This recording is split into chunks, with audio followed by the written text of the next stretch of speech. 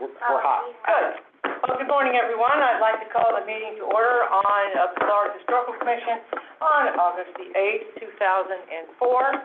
And welcome, everyone. And first thing we need to do is call the roll. Who's going to call the roll? I will. Sarah, call the roll. Judy Benz. Here. John Browning. Here. Here. Parker Destin. David Drysdale. Here. Michael Francis. Here. Rick Gonzalez. Present. David Hoyt. Here. Kathleen Kaufman. Here. Don Phelps. Here. Cliff Smith. Here. Frank Terraferma. Here. Quorum confirmed. Thank you. We have a quorum. Right? Yes. Good. Need to know that. The next thing is introduce ourselves. I think the commissioners during the roll, does that serve as our introduction? No. Let's introduce ourselves and say where we're from, what we do. And let's start with David on my left. Right. My name is David Hoyt, and I live in Jacksonville, Florida, and I'm the executive director of a nonprofit called School Boards for Academic Excellence. I'm Judy Benz. I'm from Pensacola, Florida. I am an archaeologist and am retired, but busier than ever in archaeology. Yeah. My name is Rick Gonzalez. I'm from West Palm Beach, and I am an architect. I'm on the Florida Historical Commission, the National Register Board, architect on the board, and I also sit on the Florida as an emeritus trustee, and University of Florida School of Architecture Board of Advocates for Historic Preservation. Good morning. I'm Kathleen Kaufman. I'm currently the Preservation Officer at the City of Gainesville. I'm a former director of the Florida Trust for Historic Preservation, and I also currently sit on the Board of Advocates for University of Florida for their Historic Preservation program with Rick, and also serve on the National Register Review Board. John Phelps, everything in my life is former. Has been. That's what we are. Retired. But I was clerk of the House of Representatives for 20 years and director of the Historic Capitol Museum for 4 years, and for 12 years, staff director of the Center for Music Committee. David Drysdale from St. Augustine, involved with the alligator farm there, which is now, I guess, one of the oldest attractions in the state, founded in 1893. Also on the Board of Trustees of Flagler College and the Board of Trustees of the Lightning Museum and a lot of other historic old stuff in St. Augustine. Thanks, David. Let's go to those that are online. Let's start with Frank. Yes, thank you. Frank Terraferma. I am a consultant here in Tallahassee, political and a little bit of lobbying, and pretty involved locally with Bicentennial and Tallahassee, mainly Tallahassee historical activities with the THS and other groups here in town. John? Yes, I'm John Browning. I work for the Goodman Company, Vice President of Goodman Company. I also serve on the Florida Transportation Commission and the Highway Patrol Board, and I live in Palatka, Florida, right close to St. Augustine. We're neighbors. Thank you, John. Cliff? Cliff? Yes, sorry, I didn't hear you call for me. I'm Dr. Clifford Smith. I'm Senior Planner for the City of Sarasota. I'm on the Florida Historic Commission. I'm on the National Review Board for the state of Florida. I'm also chairman of the First Street Credit Union, as well as a few other hats. I'm an archaeologist and a historic preservation specialist. Thank you. So that's your Florida Historical Commission, and let's start with the staff. Sorry. Good morning. What? Oh, there's somebody else? Dr. Francis. Francis. Oh, From Spain. oh, Michael, I forgot you were from Spain, for God's sake. Go. I've been away. I've been away for so long that now I'm not even introduced at the meetings any longer. I apologize. I apologize. My name's Dr. Michael Francis. I'm professor of history and the Huff Family Chair of Florida Studies at the University of South Florida, St. Petersburg campus. And I also sit on the National Register Review Board, and I send you the warmest of greetings from Valladolid, Spain. Thank you. Yes. So, Doctor, I'm reading a book on old Florida, and I guess in the old days, it would take about 2 or 3 years before you'd come back. I'll be back for the next meeting. I promise. Okay. My goodness. For the grant. Yeah, I will be there in person. Dr. Francis, my oldest is gonna be a new, USF student in 2 weeks. Oh, brilliant. Oh, I'll look But forward to at the meeting her. At the Tampa campus, not the St. Pete campus. That's quite all right. You'll have to make your way over to St. Pete. Yeah. Thank you. Okay, now, staff introductions. Dr. Lotane. Good morning. Nice to see so many of you here. My name is Alyssa Lotane. I am the Director of the Division of Historical Resources and the State Historic Preservation Officer. Okay. All right. Hello, my name is Ruben Acosta. I am Bureau Chief for Historic Preservation here at the division. Hi, I'm Katie Miar. I'm the State Archaeologist for Florida and the Bureau Chief of the Bureau of Archaeology. Hi, Angela Tomlinson. I am the Assistant Director, and Ruben, I work closely with Ruben and the Bureau of Historic Preservation. John Grandage, I'm also an Assistant Director. I oversee the museums and our construction projects.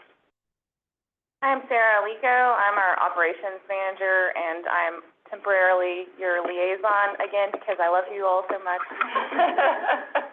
Hi, I'm Alexia Wilson. I am a grant manager, but I'm currently helping with in this meeting.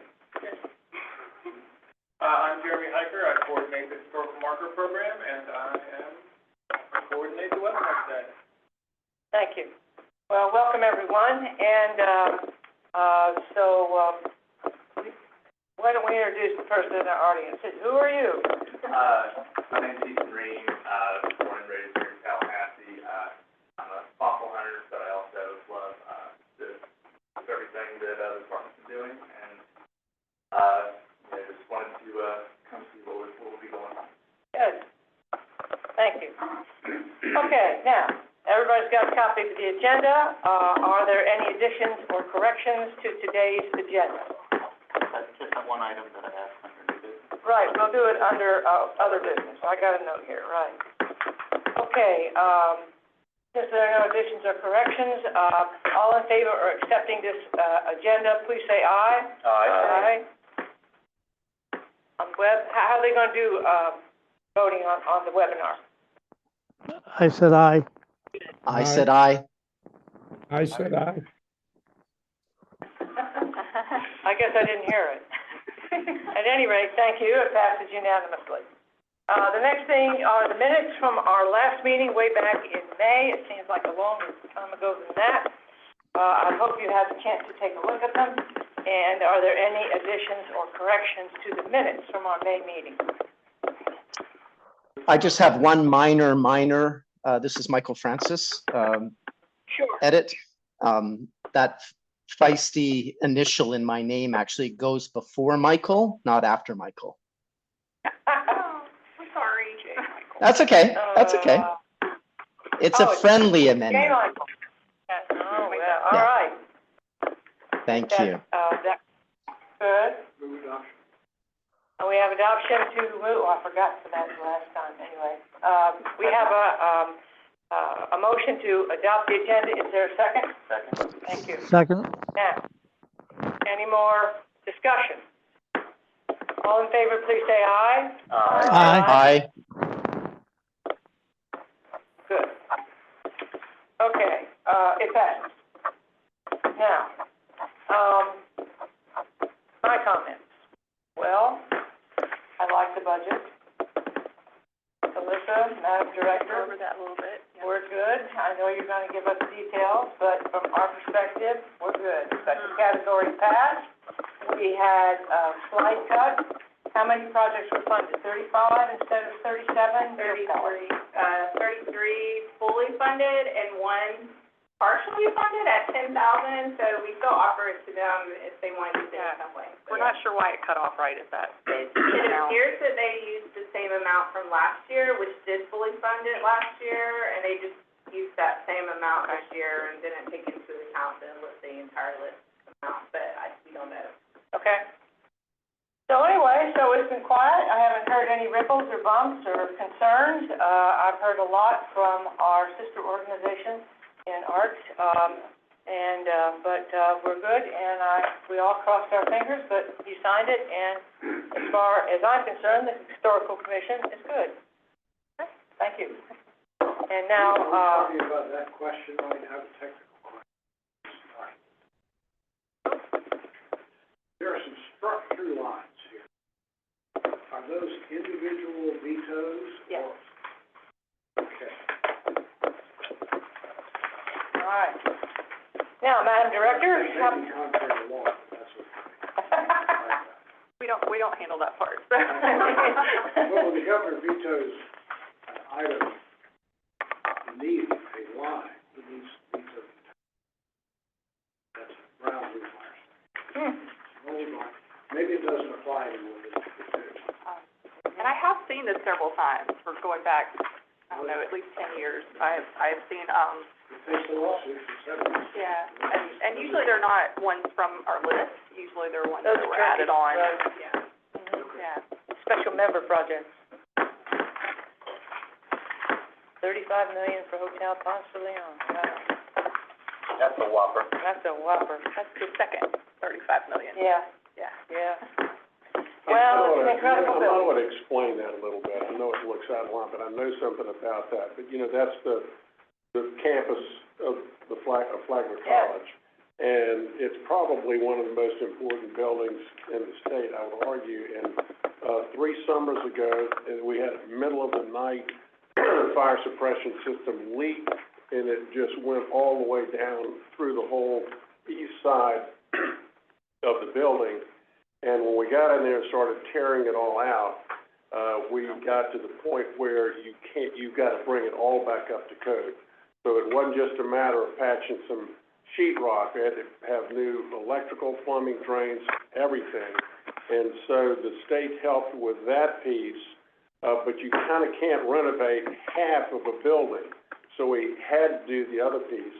And a lot of the damage was not just the water. That was a Coast Guard station during World War II, and they just cut their offices and whatever they wanted there, and they cut structural members.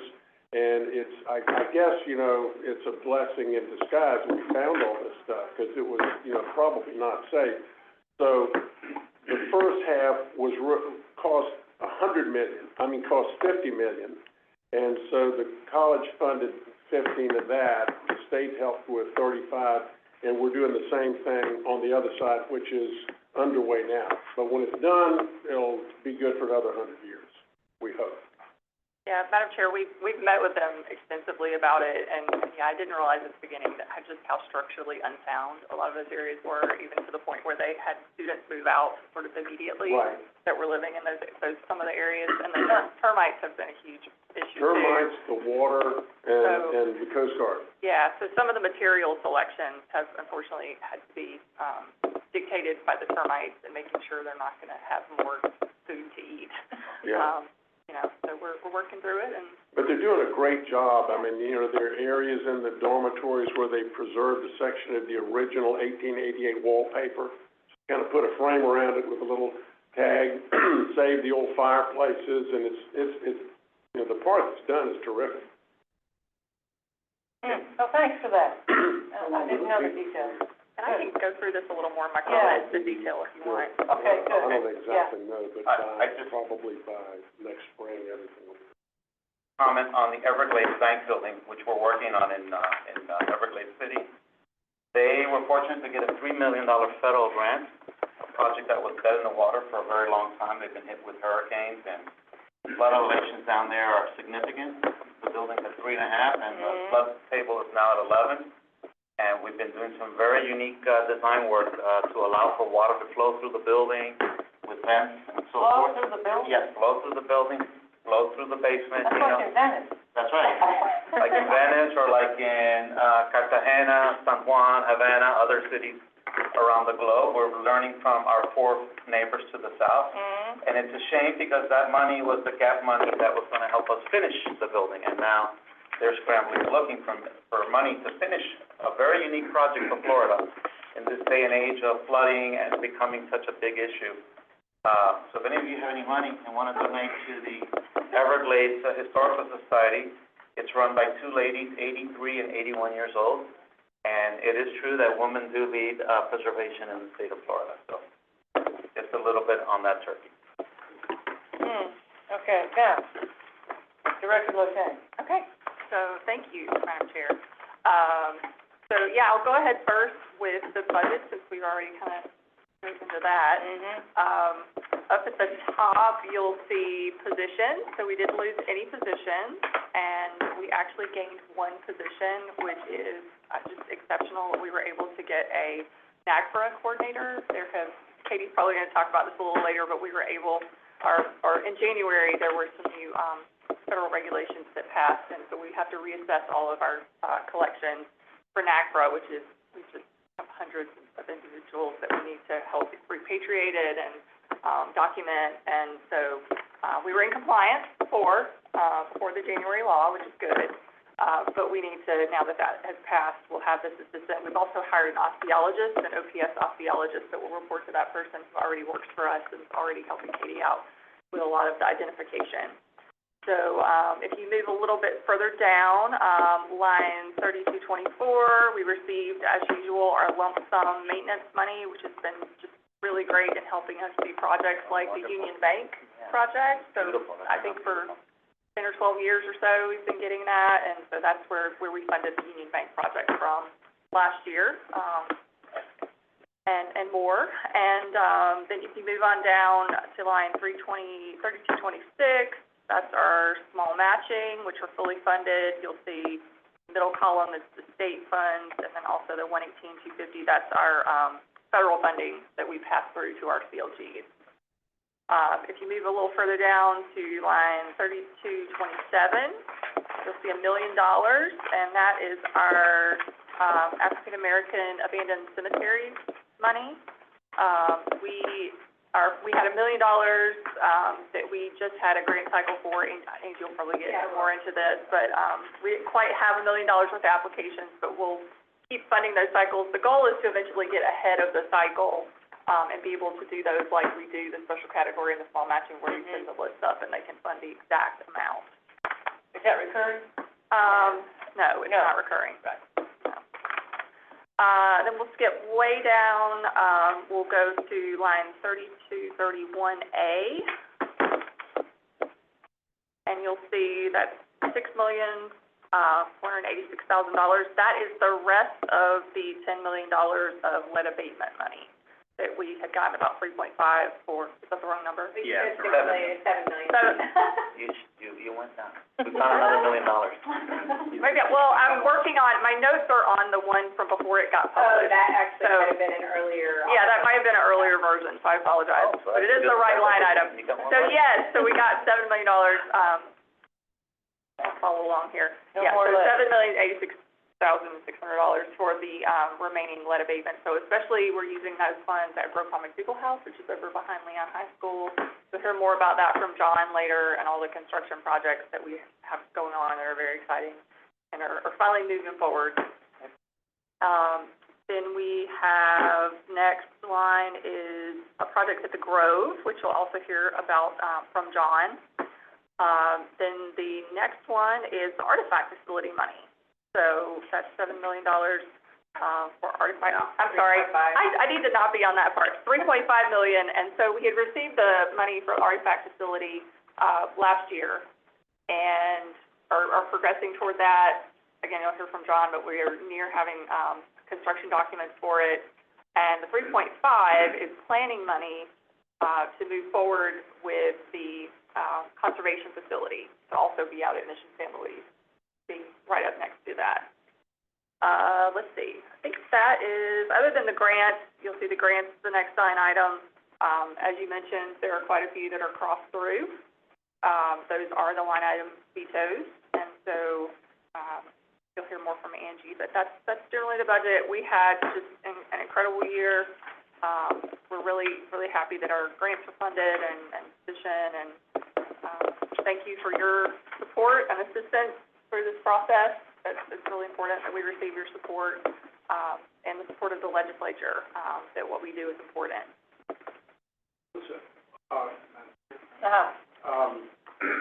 Where do we stand on restoration of the inaccurate history? I think that's part of maybe John's report too. So September, they're supposed to do that, to start on that. When was the CLG? Oh, if you roll back to line 3226. You look down, it says from Federal Grants Trust Fund. That's the federal money, the 118,250. That's the CLG. That's the pass-through? Yes, that's the pass-through money. But, we generally request a budget amendment during the fiscal year to increase that amount to be able to meet our required 10% pass-through from the, Park Service on the federal fund.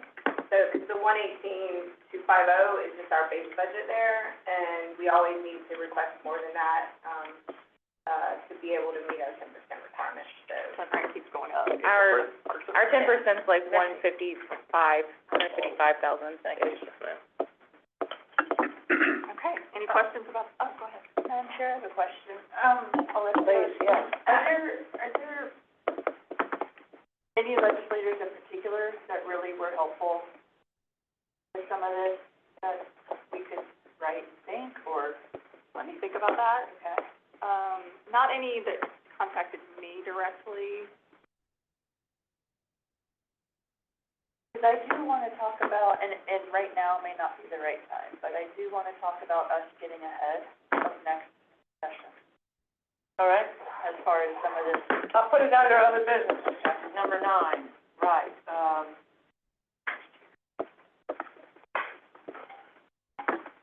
Okay, I'll bring it up. All right, and then any other budget questions or discussion? Okay. Other than that, I have very minimal comments because other folks here will go into more detail. We are thankfully filling a lot of our positions. We've still got positions open in the museum, but we've got them all out into the world. So if you know anybody that is a museum professional and is looking for employment, now's a good time to come and work for the Department of State, Division of Historical Resources. And the architect is back out again, and I'll just say it, the range, we have managed to get the range up to 83 to 87. So I'm fingers crossed, but right now we don't have any applicants, Well, I didn't text today, but when I texted 2 days ago, we didn't have any applicants. yeah. And They just re-released it maybe 2 weeks ago, because we had it out from February, but we keep re-advertising it at higher rates. Yeah. The current rate is. Thought we had a candidate from another agency that was gonna come over, and we just couldn't make the salary work, so, we're hopeful this time. The position was given to us last July 1st, so technically it's been open the entire year this year.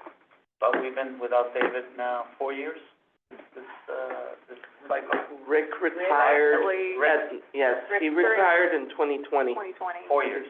Yeah. 4 years. Beat the bushes, Rick, beat the bushes. I tried, I put it on my LinkedIn account, I told there was a conference in, West Palm More salary. last week. The salary is comparable to a South Florida project manager in There you architecture go. firm, so it's a Okay, decent salary, plus you're semi-retired or just yeah.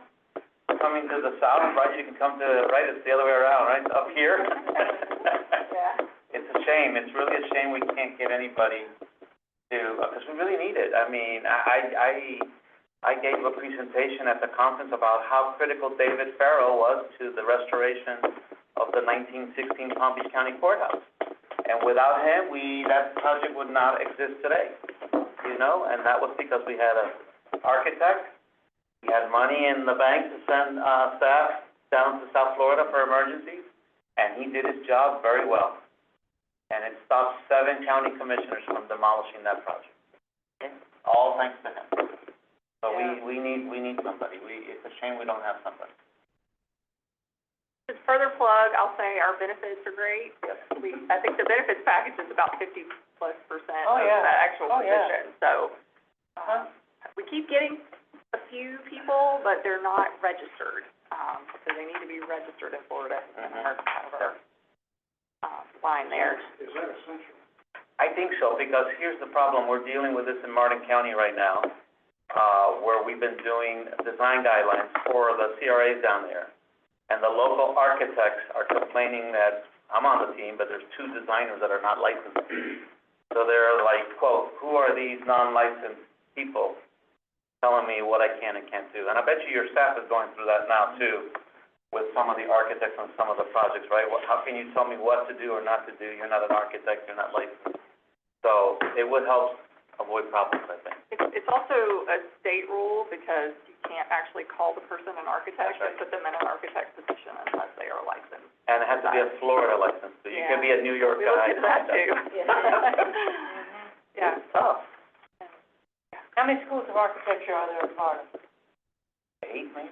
8? Really? Yeah, there's a lot. Maybe you can send it to Make a the, nice big fat poster with Yeah. the salary. email us all, because they have, they have open houses and they have, That's good, that's a lot. they have a career center, each one of them does. That's right, that's where I'd I go. mean, if they're, we'll train them up if they're Oh, I get out it. of school, but we Right. really just, because we Yep. have preservation folks, but it's that architectural, very detailed background that we Take need. posters, post it.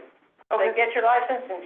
And that's a good point, that you'll train them. I've got a couple of young architects that actually got licensed, young, like 30 years old, So that's a great idea. If Yeah. you can't get a senior guy at the end of their career, Right. get somebody young. Yeah. Been here for 30 years, wouldn't we be Yeah. happy, right, if we had that? Yeah. We had Dave Farrell and Phil, And Rick, And Rick. right, for decades. Yeah. Dave was a optician. Yeah. Well, right.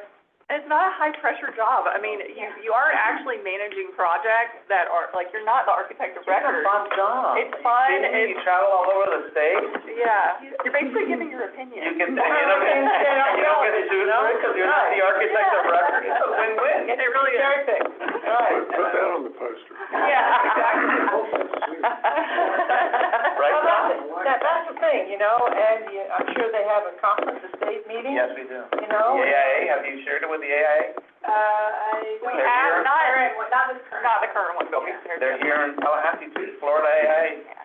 we'll reach out again. Wow. I've had to recruit, and if you don't recruit, you're not gonna get You're good not gonna get candidates. good Yeah. Wait for somebody just to, see who applies, that's a bad way to fill an important position. Yes. Get out there and beat the bushes. Yep. Don't they have a lobbyist up here, professional? They do, yes, they do. There you AIA go. Florida. Yeah. Reach out to AIA Florida. Okay. And the university, that's a great idea, public and private. Yeah. Yep. Because they're all, worrying about where they're gonna start, how they're gonna do it. One of the things that legal firms do, and I don't know if you can do it, but lawyers who haven't passed the bar, JDs who are new graduates that haven't taken the bar, they're hired on the condition that in 6 months, or they take the next exam, and that's a condition, so you might be able to do that. Initially, we had that I remember. but because we increased the salary so much more, we felt like we wanted to have somebody that already had it. Okay, just a thought.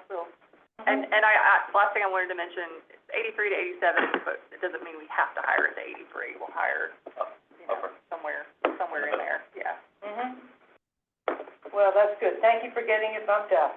That's important. Gotta try. And then just a couple more things. Rick mentioned that we had just seen him, at an APC conference, which was great. And then also, thanks to the folks that came to the Main Street Conference. We'll probably hear that from Ruben in a little while. We had our Main Street Conference in Tallahassee this time. And then after this meeting, depending on what time we are finished, I wanted to offer, I know the NR folks have their meetings, but anyone who's not involved in the National Register meeting, if you'd want to go over to the Grove Museum, we could have a short tour. I know, I'm sorry, we'll Oh, great, you're not taking us, okay, great. Well, I think some people may not have, some of our members may not have been to the Beautiful Grove. property. That's John Greenidge, who's available from 1 to 2, so if we can get out in time, we'll do that. And then also the Union Bank, if you haven't been to Union Bank, we could visit that afterward. We have staff over there, I believe, we'll double check that they're ready for us to come, but, yeah, it's kind of small, but really Both of them are beautiful restorations. Let's go after these. No, I know both of them, I've been to both. We can take you on another, if you, I don't know how long it's gonna take you to get through the list. But those are my announcements, Madam Chair. Thank you. And so now we need to hear from you again on branding. Okay, that's me too. Okay, so it's been brought to our attention that you all wanted letterhead and also potentially, cards and things that you could take to the legislature. I do not have a logo, but I guess I just wanted to get a better sense from all of you, exactly how you would use that information, or use the logo specifically, and if there's any other items that you would look to have. I think the business cards would be very helpful. Yeah. We used to have them. And I would, every time I'd run into somebody, I'd say, look, here's my card, if you're applying for a grant, or if you need technical support, okay, call this number, which it would be you guys, but at least it gets people, a source, and a lot of people need sources right now for funding of their projects. Okay, I know the letterhead was. But I don't know about letterhead, I don't know, I'd feel uncomfortable writing a letter. Well, that was a little bit of a concern, Right, like because the you're Alexander Haig thing more of that happened there. it's more of an official, and that's Right. what I wanted to talk about, Yeah. that no one thinks it's the division. I wouldn't give up I station. think you would only want to have a chair. Yeah. Authority to send letters. And maybe, Right. okay, And what we do at the university, I'm sure everybody else does too, is we have electronic letterhead when you need it. When you need to write an official letter, unofficial letterhead, you just go get it. that's what we, And I could ask you for that, and you could send it to me, and I could write the letter. okay. That would be fun. Yeah. Yeah, because I think there was, just some concern about information going out, obviously, and, And as far as logo, I think the logo for historical resources is fine, the 3 palms. well, we worked on something, and we didn't quite get done with it before today, but yeah, the idea was it would be in some way related or kind of look like the palm tree logo, Yeah, just sort of a little added to it. I've always thought that was a great logo. It is, I'm not sure who designed that logo. I don't It's either. been around since before I was here. Yeah. So, Yeah, it's 25 years. It held up. Is that right? It's been that long? Well, I've been here 21 years, and that's been, Oh, yeah. I don't think the long hand, was not, The I script? think that was, the script was a little later. That was in like Yeah. the mid-2000s, but the palm tree logo has been Well, I wouldn't around. have said that, but, I don't know how long it's been on the markers, but 95, so yeah, that Wow, was before, well before I was 95. here. I was here in 99, 2000. My first before I was year. on it. It's before the commission. The commission was in what, 2000? Yes, yeah, HPAC, Right. switched over to Florida Historical Commission around 2000. Yeah. Well, good, all right. Now, So we'll continue to work on that, and we'll report back to you good, on that. thank you. And so, Dr. Millar, how are archaeological resources in our great state? Doing well. Are they? Thank you. And I do want to thank everybody, let me go put this. If you don't mind. And I also really wanted to thank, everybody's support for us to get that NACRA coordinator position. That is huge. We already have an archaeologist, as, Alyssa mentioned, which has just been a substantial help for us. Who is it? Her name's Shira Hayes, and she has her master's in bioarchaeology and human archaeology as Good. part of the Florida statute to help, address human remains cases, which are increasing across, the state of Florida. So that's really helpful. She worked for us before. And she was an did, intern yes, for us before. yes, she was my friend. She's a new hire, but she's a rehire. That's right, yeah. Katie trained her After before. she got then she went off, got her master's, and she That liked us, yeah, she enjoyed working with us, so, we didn't scare her away. Good. So it's been wonderful. The NACRA coordinator position is currently out for advertisement. We've been trying to send it out far and wide, to get good candidates. So it would be the next step to help, with the new regulations to bring us back into compliance. And that's what the tribe and the designated rail area. going to give some quick updates. I know we have, I guess, a longer-ish meeting today, so I don't want to keep you. So our collections conservation program is amazing, and they already have completed their annual audits that we have to do every year in statute. Not only do we do audits of our collections, but we also do a 100% audit of the vault, and they did that again this year, and they already completed it for the new fiscal year 2024-2025. Our collections conservation is working on an interesting program with the Division of Arts and Culture and the Museum of Florida History, and they're doing an exhibit that will be open in the Capitol Art Gallery, and it's going to be intended by Governor Kishimoto of Wakayama Prefecture in Japan. Over the next year and a half, and this exhibit will be traveling to other venues throughout the state. Wakayama Prefecture is Florida's sister state in Japan. And this is, and this is the 20th anniversary of that partnership. And so this will culminate that relationship. And so the exhibit will be on display in the Capitol from October 2024, and we'll travel to Miami next year for the 20th anniversary. And then also they have been busy, so while we're in the process of getting the new building, we still have our old conservation lab down here, and our conservators have been, I think they conserved over 70 objects, including a lot of leather that was very difficult from the maple leaf, and a few Spanish onion bottles that were complete from 1750 and plate suite. In our public lands archaeology program, this is a really busy time for us in dealing with the interagency Florida Forever projects and the evaluations. Our staff goes out and assists with evaluations of properties that are going to become potential future conservation or state lands, and we look for cultural resources. And a lot of times on these trips, we'll identify new sites that have never been identified, put them in the Florida Master Site File, and then put in our input as to whether or not culturally these are significant, as well as environmentally and for other purposes with the Florida Forever program. And so it's been a great partnership. And Alyssa sits on the board of directors for the Art Acquisition Council, and it's been very successful. And it's to the point where last year, we are still in the making of that, but we did get a parcel that was dedicated to cultural resource management from the Florida Forever project, which is kind of so far between. So it's going to be under EHR management along with another thing is to quickly update. A lot of people ask about arm training, and so we do a lot of virtual arm training, but we are going to be moving towards live in-person arm training at the request of a lot of the park managers. So they want us to come down there and give more tailored training for their various parks and what to look out for. So we're going to bring that back, and so we're excited about that. We're probably going to be doing regions and hit up different regions for each year. Another thing is I wanted to quickly update. So you guys went to Mission San Luis and you saw that unit that was open. Well, that has been completed, and Jerry Lee gave us an update, and we found some very interesting things that had actually not been found previously in Mission San Luis. So one thing in particular he was very excited about, there's a lot of colonialware that was found there. And again, colonialware is a unique aspect of when you have missions like this where you have native pottery, but it's done in the design of European pottery. So you have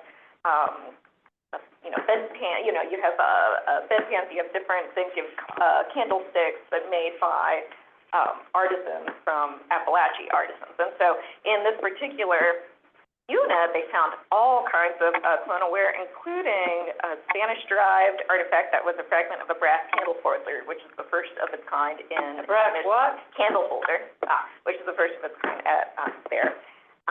So this ended up being a very significant feature. Again, we dug this feature in efforts to see, again, archaeology isn't just done for pure archaeological sake all the time, right? You have to have a purpose, and so we were doing phase one in that area to see if our collections building should go there or not, but we found some significant cultural resources. So now the building is being built behind the building, so it informs that record, and we're going to be able to tell that story in the new building, some of these artifacts. So it's very exciting.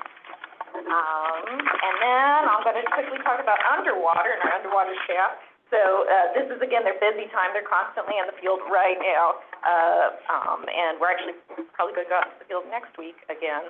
But one thing that got highlighted recently is our staff joined Wakulla Springs staff State Park to assist and clean the mastodon bones that are actually in the Wakulla Spring Park, which is a very rare, they usually don't let recreational diving there. And so our divers were able to assist the park to assess them and make sure that they were, you know, in good condition, and everything, of course, is left in place. Now, these mastodon remains are not original to Wakulla. That's a kind of an interesting thing. They were placed there by Edward Ball, who was the industrialist, to bring in tourism, right? And so, that's terrible. But now it's become an historic in and of itself. For the yeah, it's become historic in and of itself. It is a part of the culture and a part of the, you know, I had no idea. Of Wakulla. I know, yeah. Oh, sorry. So, Do we know where Ed Ball? Tourists. yeah, Where'd they come yeah. from? Where'd they come from? You know, I don't know. I should find out where they came from, but they're in good condition. You know, they checked out of it. God, I mean, yeah. So, And you can see them from the boat, right? Oh, yeah. Oh, yeah. Oh, yeah. I mean, that's Yeah, the glass bottom boat. That's what's so wonderful diving in the springs, is that they're just gorgeous. Yeah. That's terrible. I'm sorry. I should be quiet. So they're not archaeological, but our divers still assist. I understand. And DEP. One last thing I want to highlight is our canoe program. And so we have a new underwater archaeological staff. Amy Soka is amazing, and she's just taken our existing canoe program by storm. Now, Florida, you know, I'm biased being the state archaeologist, but we just are just incredible, and our cultural resources are incredible. And one of the things that we have that's so unique is our canoes. We have over 440 individual canoes that we know of right now, which is the largest in the world. And you see them all over the state, and it just kind of shows the intensive trade and water, you know, network that was going on for thousands of years here in Florida. And so our canoe program, because not all canoes can be saved. A lot of them are big. They take up tanks. They take up years of conservation time and effort. A lot of them have already deteriorated. Some people, in their best efforts, take them out of their anaerobic environment, take them out of the water, take them out of the muck, thinking that they're helping, but it actually just makes them deteriorate. So sometimes the best things we can do is document in place, get a location, get as much size information, photogrammetry, and now we're trying to get as many radiocarbon dates as possible. And that really helps us inform and tie these canoes into the cultural landscape from where they are, rather than just as an isolated object. And so I think it's really important, and we get asked from people all around the world about our canoes and also where they're placed, how they're found. And this is also a really big public outreach component, because the public is the one who really informs us about these canoes. They're the one who tells us, oh, my lake bed has dried up. I'm seeing this canoe popping out, because that's where you're going to be seeing it, is in the muck, and that's how it's preserved over years, and that's how, you know, pre-contact populations as well as historic populations knew. Because in Florida, with the bugs and the heat and the acidic soil, nothing really preserves very well on land. But if you mix, you know, bury it or put it underwater, it can be preserved for thousands of years. So it's a really great program. We're very excited. She's taken it by storm. She's already had 3 or 4 canoe responses just in the last few months. So, How old is the oldest one? 6,000. 6,000. 6,000 years old, down there in Noonan Lake, in your Gainesville, And then right? we have one right now in our conservation lab that's 4,000 from Avon Park. Right. We all couldn't believe it when those dates came out. We thought they were, you know, 1,000 maybe. Right. But they sunk them. What the Indians would do is they would, well, I shouldn't go into that, yeah. But anyway, they would store their canoes underwater. Oh, They would. right, because the air, right? That's right. And They sink them, and they're also out of sight, so the bad guys couldn't get them. Right. Right. And so, but if you were in the know, then you knew where to go get a canoe, that's right. Now, you had a lot of time on your hands, so you had to let it dry out. That's right. To use it again, but that's how you Yeah, preserved it. and they found clusters of them. Oh, yeah. 6,000 years old, man, that's just too good. Yeah, so it's an amazing program. I'll keep you posted, but we're very excited about it.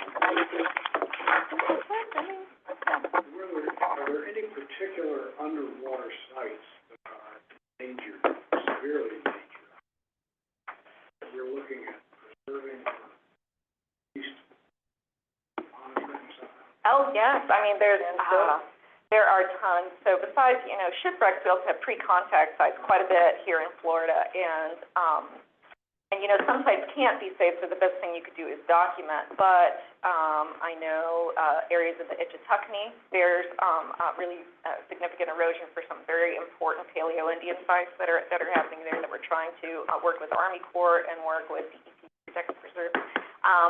And then, of course, shipwrecks, we're always working to protect them from looting and various other, you know, and hurricanes, of course, trigger. I think an anchor was just found off of St. Augustine. We're going to have to go investigate that potentially next week when we're out there. And all of a sudden, you start seeing remnants of shipwrecks popping up. Yeah, the after big hurricanes, storms. they take the sand off of the shipwrecks, so you can see them. Right. But then it comes back. Yes, right. And yes. so you have a little window where you can document them, but then they go away. That's happened many times. It's really interesting Right. afterwards. So you've had a lot in Florida. So you also have like a mix. You have where sites are also on the coastline themselves. As long as it's at the high water line, that's still considered state lands and state water. So half the time it's going to be inundated and underwater. But that's also where you see a lot of significant sites that are eroding out. And sometimes we're dealing with burial mounds and human remains in those kind of cases to help protect and preserve those. So I'll work with the tribes very closely. Just, if I may, very quickly, I don't want to monopolize this, but during the Seminole Wars, was hiding the canoe practice followed in those days as well? Yeah. So historic. So some of those would be more recent. Yeah, definitely. Oh, yeah, and it's, if I get an opportunity to take you guys especially when I have a new collections facility, but I could show you the different canoes. And one of the biggest ways you can tell the difference between pre-contact and historic canoes is tool marking. So the tool markings on the historic canoes are gonna be much more sharp and rigid because they're using metal, right, to dig out the dugout canoe. When it comes to pre-contact canoes, and also the shape of it is slightly different. But in pre-contact canoes, they're doing a scrape and burn method. So they're burning the inside of the canoe and then they're scraping it with a shell tool a lot of times. So it's a slower process, but much smoother. And, but you do see evidence of the charring and, but yeah, it's a stark difference when you see between, the historic and actually downstairs, we do have a Seminole War era, historic canoe that was from, Down the basement, right? down the basement right now, that the Seminole Tribe of Florida are actually gonna put on exhibit, at their, Tiki Museum. Yeah, another thing that they're finding are canals, that the Indians dug canoe canals, Yeah, across the landscape that were shortcuts. yeah, Yeah, so, And- yeah, right. it's pretty amazing, They yeah. really are, they're miles The long. Kalupa and everything, yeah, it's just amazing, yeah. Chair, Yeah. at our last FHC meeting, you gave us really great in-depth, overview of all the, monitoring and identifying of, and some of the cases that have been going on with the looters. Mm-hmm. And at our last meeting, we had wanted to include a discussion topic recommending stiffer penalties for the individuals that are looting the archaeological site.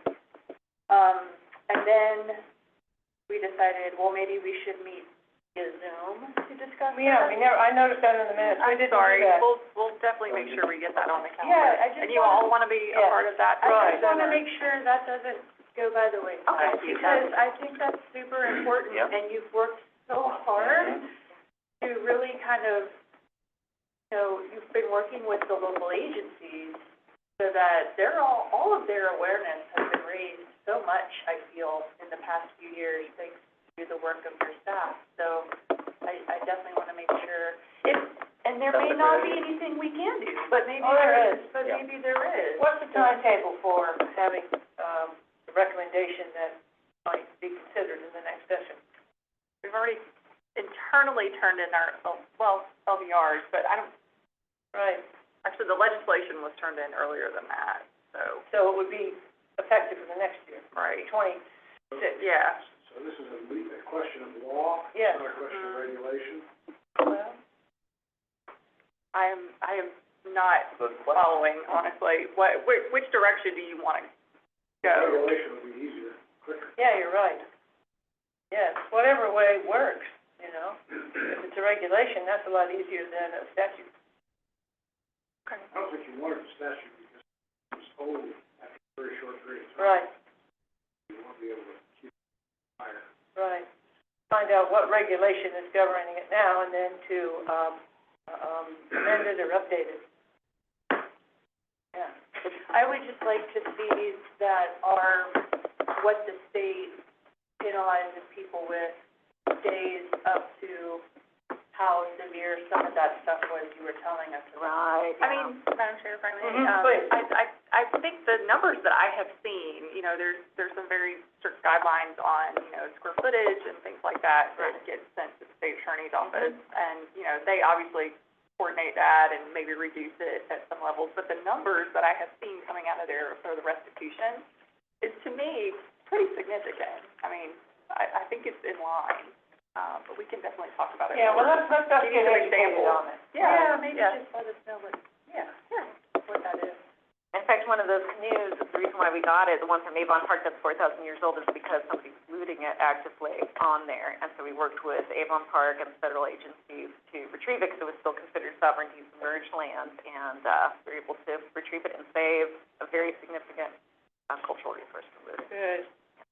They had to have gator guns out because when our archaeologists were digging in there were quite a few gators. But, that's why you work with Avon Park on that kind of stuff. Oh, man, how Florida is that? That's very Florida. Louisiana.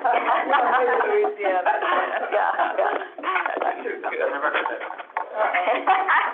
Yeah, so bring us up to speed, let's see where we are and see, I'm always for strengthening, things like that, if we can. Okay. But let's, thank you, we'll have it in between our next meeting, which is in Definitely. September. And we'll do a Zoom call. Good. Zoom is good. Thank you. Thank you. Thank you. All right, Ruben, you're gonna brief us on historic preservation? Yes, ma'am. Yes, ma'am. All right, good morning, everyone. Good morning. BHP's been busy over the last 2 months. We did a conference, we've had National Register Review Board meetings, a whole bunch of stuff. So I'm just gonna quickly hit on the high points, that way we're not here for too long. So real quick, regarding BHP, you may have heard it the last time that we've been doing a little bit of reorganization and stuff.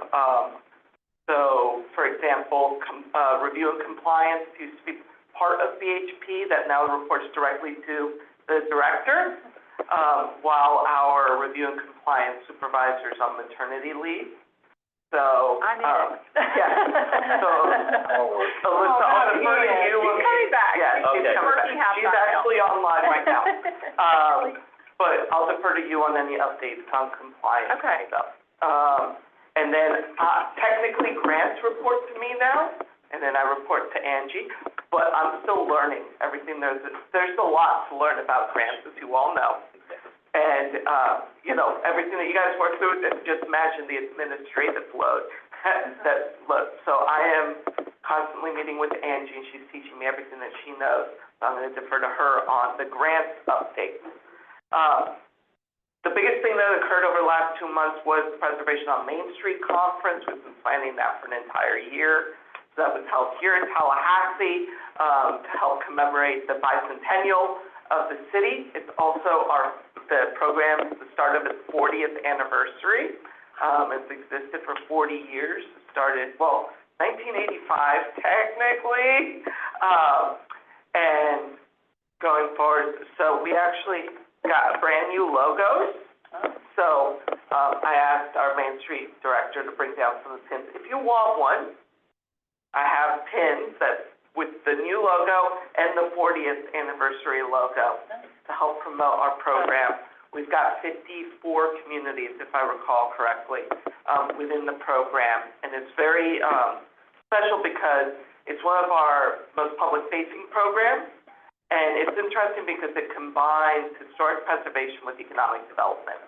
And that makes historic preservation very palatable to people. And it really helps reinforce the positive aspects, the impact, right, that preservation has, and helps with our messaging and such. So these were debuted at our conference, and that was actually really good. We had it downtown. We had over 300 people participate. It was very successful. We did walking tours, presentations. Rick did a charrette for down at Railroad Square, addressing the hurricane, or not the hurricane, the tornado damage from earlier in May. where we had, it was 3 tornadoes, 2 EF2 tornadoes came through, or EF1, I think 1 EF2, but they literally came right just past this building. And we had staff impacted by that, so we've been recovering from all that. And then Main Street, 2 other big things. Number one, we've been working with our IT staff to develop a app for smartphones for Main Street. So that's still under development. We made significant progress over the first half of this year. It integrates with maps, and we've been building tables for all of the communities that have all the businesses within them, so that you would be able to open up this app in a community that is a Main Street, and you'd be able to see the boundaries and what businesses are part of the Main Street and stuff like that, and use that as a way of saying, well, what is there to do in town, which, businesses help participate in the program, finding places to eat, places to sleep, that type of stuff. And so it would be for the entire program across the entire state of Florida. So I was doing a bit of project management on that and learning how to manage an IT project. That was fun. And working with some contractors and with our IT staff. So it's still in the works, not, it still takes time. I was speaking with a person who specializes in the development of technology and stuff at our conference. NAPC, National Wildlife Preservation Commission, had their forum conference down in West Palm. I attended, I met someone, and they were talking about usually these timelines are 8 to 12 months minimal, and so we're about 4 to 5 months in. But we're making significant progress, and I'm really excited about that. We're going to continue partnering with our friends down in IT, continue the development of that app. I don't have anything to show you yet, but I assure you it's moving forward. And then we also, over the last several months, have been really training up our new staff person within the Main Street program. So last year, the legislature gave us the funding to add another full-time staff person to the Main Street program. And so we managed to fill that earlier this year. His name is Daniel Webster. He's been working with Catherine Beck and Garrett Walsh to really carry out the programming of the Main Street program. And the goal is that while the program assistant's going to do more of the kind of the day-to-day, lower level administrative things, we're going to have this middle person that's going to be helping Kathy with more of the policy stuff, going out doing training, that type of thing. So we're really excited for that. We hope that program continues to grow. It generates a lot of work for us. Moving along, National Register real quick. Many of you are already on the National Register Review Board. The meeting is this afternoon, 1:30. You have 3 items on the agenda. So hopefully it'll go pretty quick. And then you guys can go and tour with our historic sites maybe. Regarding the sites from last meeting, we had 5 on the docket. Sorry, I'm flipping those around. We have You had 5 3 today. last time, you have 5 upcoming. I can't read my own notes. The 3 nominations you guys reviewed last time were all successfully listed. You'll get more details from Kira Lucas this afternoon, who I hope is able to give you do the meeting, because she's been a little under the weather after the conference. And then you have 5 upcoming in our review and our nominations. Certified local government. So as you all know, we've been short a CLG coordinator for quite a while now, but we do have a person who accepted the position. They have to sell their property in Gainesville so that they can move up here to Tallahassee to work as our CLG coordinator, but they're supposed to start at the beginning of September. So as soon as we get that person in, we'll train them up, and they're going to start going out and doing in-person trainings for our program and helping them manage that and bring it back up to the level it was 2 years ago when Mariah Justice was the CLG coordinator.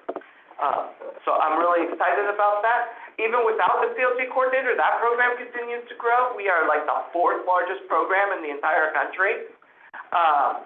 you know, it's gonna be a leap to make it to number 3 when they need like 20 more. Who are the top three? Oh, the top 3, Georgia has 100, Utah has 100, and, Illinois is is up there too, I think. Or Iowa. It's one of the It's Iowa, because they do something that's Main Street and CLG, like Yeah. you have to be Well, one or the other. The state of Louisiana does that, where if you wanna be a Main Street, you have to be a CLG. But yes, and there's 100 those 3 states. So, but we have 2 applications in the hopper right now. We're waiting for a signed agreement from Polk County. So they're seeking to join the program in order to help manage their archaeological resources at the local level. And then we have Temple Terrace, whose agreement I'm sending to Park Service. Otherwise, let's see, moving on, our architectural preservation services. So as you know, we've been having a couple of vacancies there for a while. So I'm excited for the architect position, so I'm gonna help disseminate that job posting. I was thinking of several ideas as I was sitting right there of people that we can send them to. But we also have a full-time historic preservationist that's been reviewing over the tax credits and the grant application and all that stuff, Elena Gould, whose last name has changed because she just got married, last month before, but sometime between June and July. But she's been doing a great job. She's learned very quickly.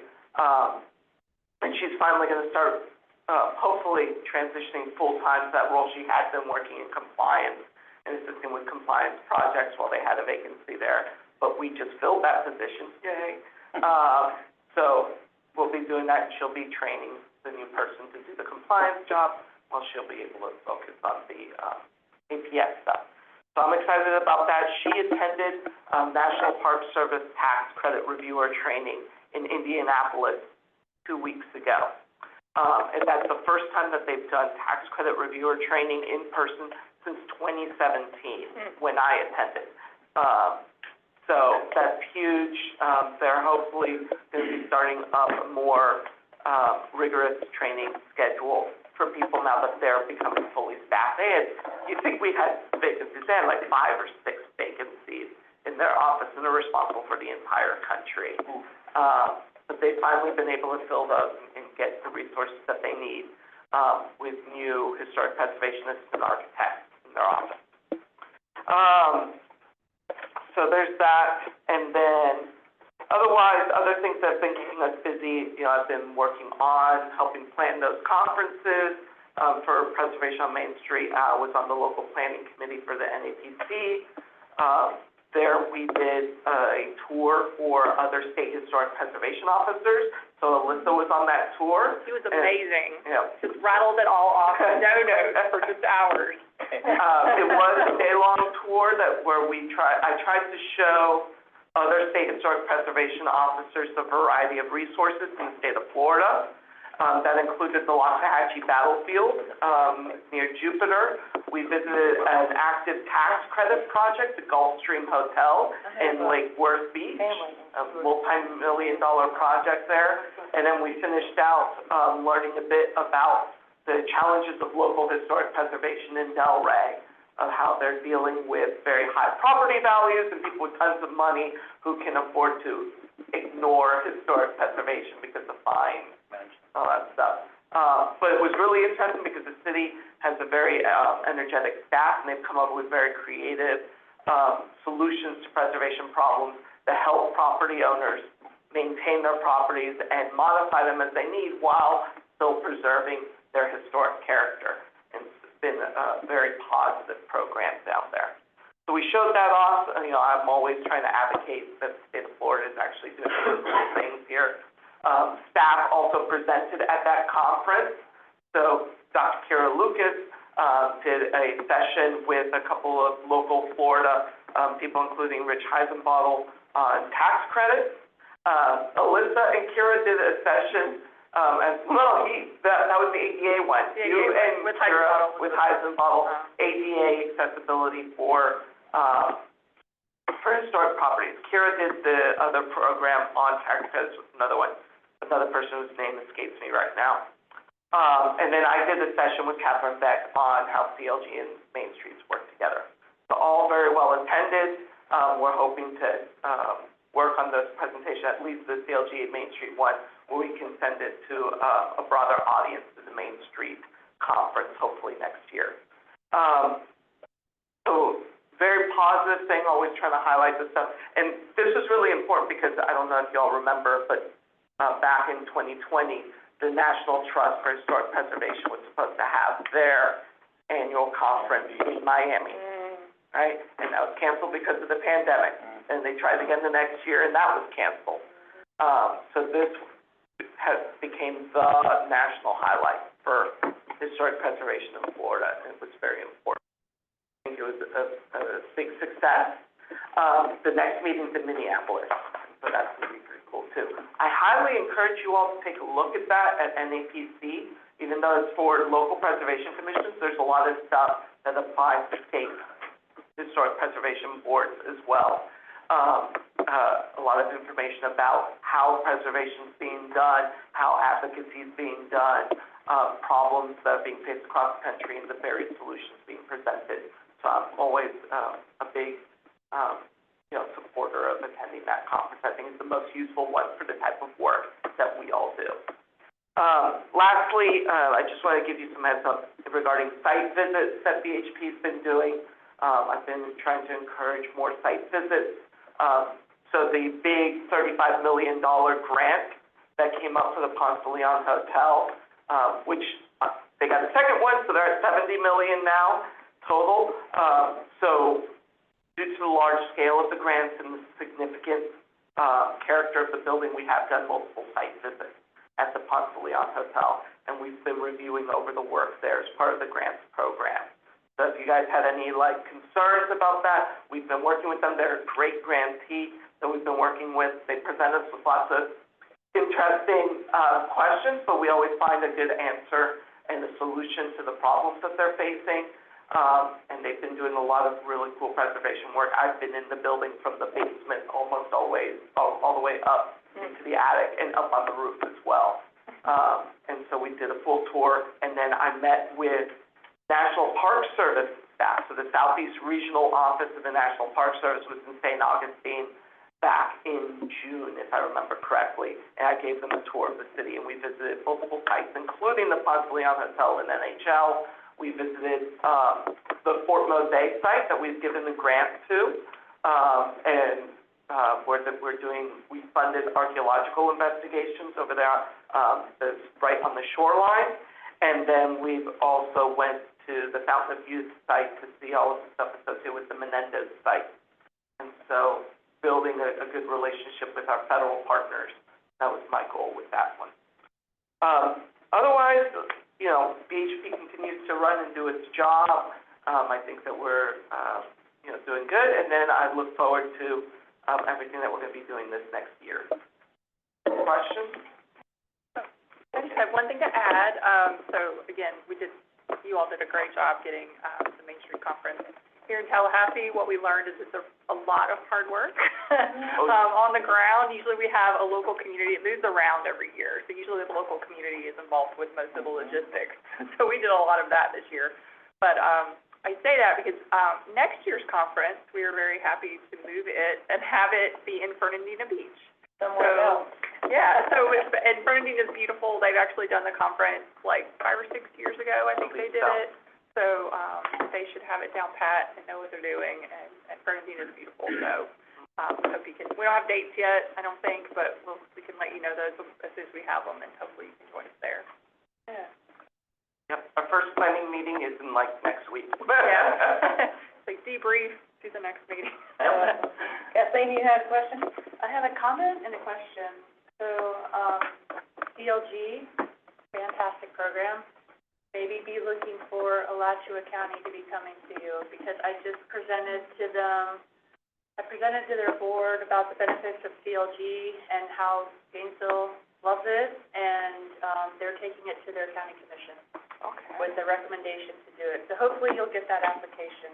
And my only other question was about Main Street. Now that you have a little bit more staff, congratulations. as you probably know, Gainesville has toyed with the idea of Main Street several years before, and it's coming back up for discussion, in a real way. So do you ever, send Main Street staff, like, to the communities to speak at the, city commission all level? the time. Yep. Just like do a sales pitch kind of. Yeah, no, exactly, because I can get up there and tell them all day long, but I'm their own staff, Yeah. so, you know. No, I mean, love that, it helps. Yes, yeah, and we do that, and for example, Catherine Beck, just this upcoming month is gonna be in Perry, and a couple other sites, in Madison County, because we've been working, after Hurricane Idalia, DEP and a couple other, well, no, not DEP, Department of Commerce. Yeah, Department of Commerce has been working on helping a number of those communities out there with their recovery from the hurricane. And one of the tools that they've been presenting to a lot of communities is the Main Street program, in order to help pump energy back into their traditional downtown. Because you've got places like Madison, like Greensboro, Perry, Live Oak, all of those areas that are kind of like in that Big Bend area heading towards Georgia that were severely impacted. And that, by joining the Main Street program, it gets them a larger network for support. They have the opportunity to attain additional resources. For example, Main Streets receive certain benefits within our small matching program that could be useful in helping do economic planning, and incorporating historic preservation more holistically into that approach. And I think that would be key because, like, a number of those communities don't even have downtown historic districts, and combining Main Street and using that as kind of a way to open the door to several of our other programs to help those communities better recognize their resources and to utilize them and preserve them, I think is going to be key. So she's been working with them, and she's going to be traveling out there. So all you have to do is reach out to us. You can reach out to me, or I can give you Kathy's contact information. We'd be happy to you know, provide the information people need. No, thank you. And just to piggyback on Ruben's comments about the NAPC conference, I also attended. It was my first National Alliance of Preservation Commissions conference, and I was blown away. It is absolutely not just for like preservation board members or staff. It runs all the same topics that the Florida Trust would normally do at their conferences, everything we're facing, affordable housing issues and climate issues and how to best market and advocate for our historic resources. I mean, it was the number of workshops. My only gripe with it was that I wanted to go to so many, but they were all at the same time. There were so many good topics. So definitely, if you have the ability to attend, you know, conferences as a way to kind of further your own professional knowledge of, do it. Definitely do it. And Palms too. Like, we need to try to support those conferences. Ruben, so just a couple of questions. The Ponce Leon has $70 million. Yeah. And so, who is their architect, and do you have an architect assisting you reviewing the work, the construction, the oversight on $70 million? How's that happening? I don't know off the top of my head who their architect is. I met him. Okay. The architect, the engineer, the head contractor were part of the initial tour where they took us through the entire building and showed us all the work that was being done. Staff here has been reviewing all of the work. So using the Secretary of the Interior standards, because that's the guidance. Okay, so this is a case where you have very large amount of money, and the lack of having an architect is critical, We have great staff, but it's also great to have an architect overseeing something this large, especially with all the structural issues on the building, the concrete, and so forth. How many CLGs are there in the state of Florida? We are at 85 right now. And you said 54 Main Street? Yes, sir. I think we're higher, I think we're 68th Street. Don't quote me, we'll find out Well, for you. there's some that are re-upping, they're Yeah. rejoining the program. I think like Palmetto, is that So one? we just got the two new ones, Yeah. one in Jacksonville and, Yeah. Yeah, Eastside Jacksonville. 85. And then, do you know if West Palm Beach is a CLG or a Main Street? So West Palm Beach is a CLG, they are not a Main Street. So, yeah, Palm Beach has, you know, the county's a CLG, West Palm is a CLG, the town of Palm Beach is CLG, so that most of the jurisdictions down there are participating in the program. And then just a quick comment on Palms. I think this is our 4th year of joint venture, right, between the state and the Florida Trust, which is fantastic. It really, and I've been involved since the mid-2000s with the Florida Trust, and I think 13 years here, so it's great. It's really improved everything for everybody, the networking, you know, the cross-pollination, so I hope it continues to get strong. And also the NFDC was my first conference, a lot better than National Trust conferences, you know? I mean, a lot better. Just really nice, you know, to be a sponsor, to be involved in several presentations with them, and on the committee with you for 2 years, you know, every Thursday, right? It became like, I'm like, what do we do Thursday mornings now, right? You know, so, I'm looking forward, I've tried to go to the one in Minneapolis because I think it's a lot better than the National Trust. It was a really, Wow. I think it really helps good that it's every 2 years. Yes. It's not Very annual, smart it's person. very- They get to really plan it well, and it was so well done. Thank you, Ruth. All right, Thank you, Ruben. thank You, keep up the good work. Thank you. Yeah, how about we take a 10-minute break? And come back at, what time is it? At, 11 o'clock. Okay.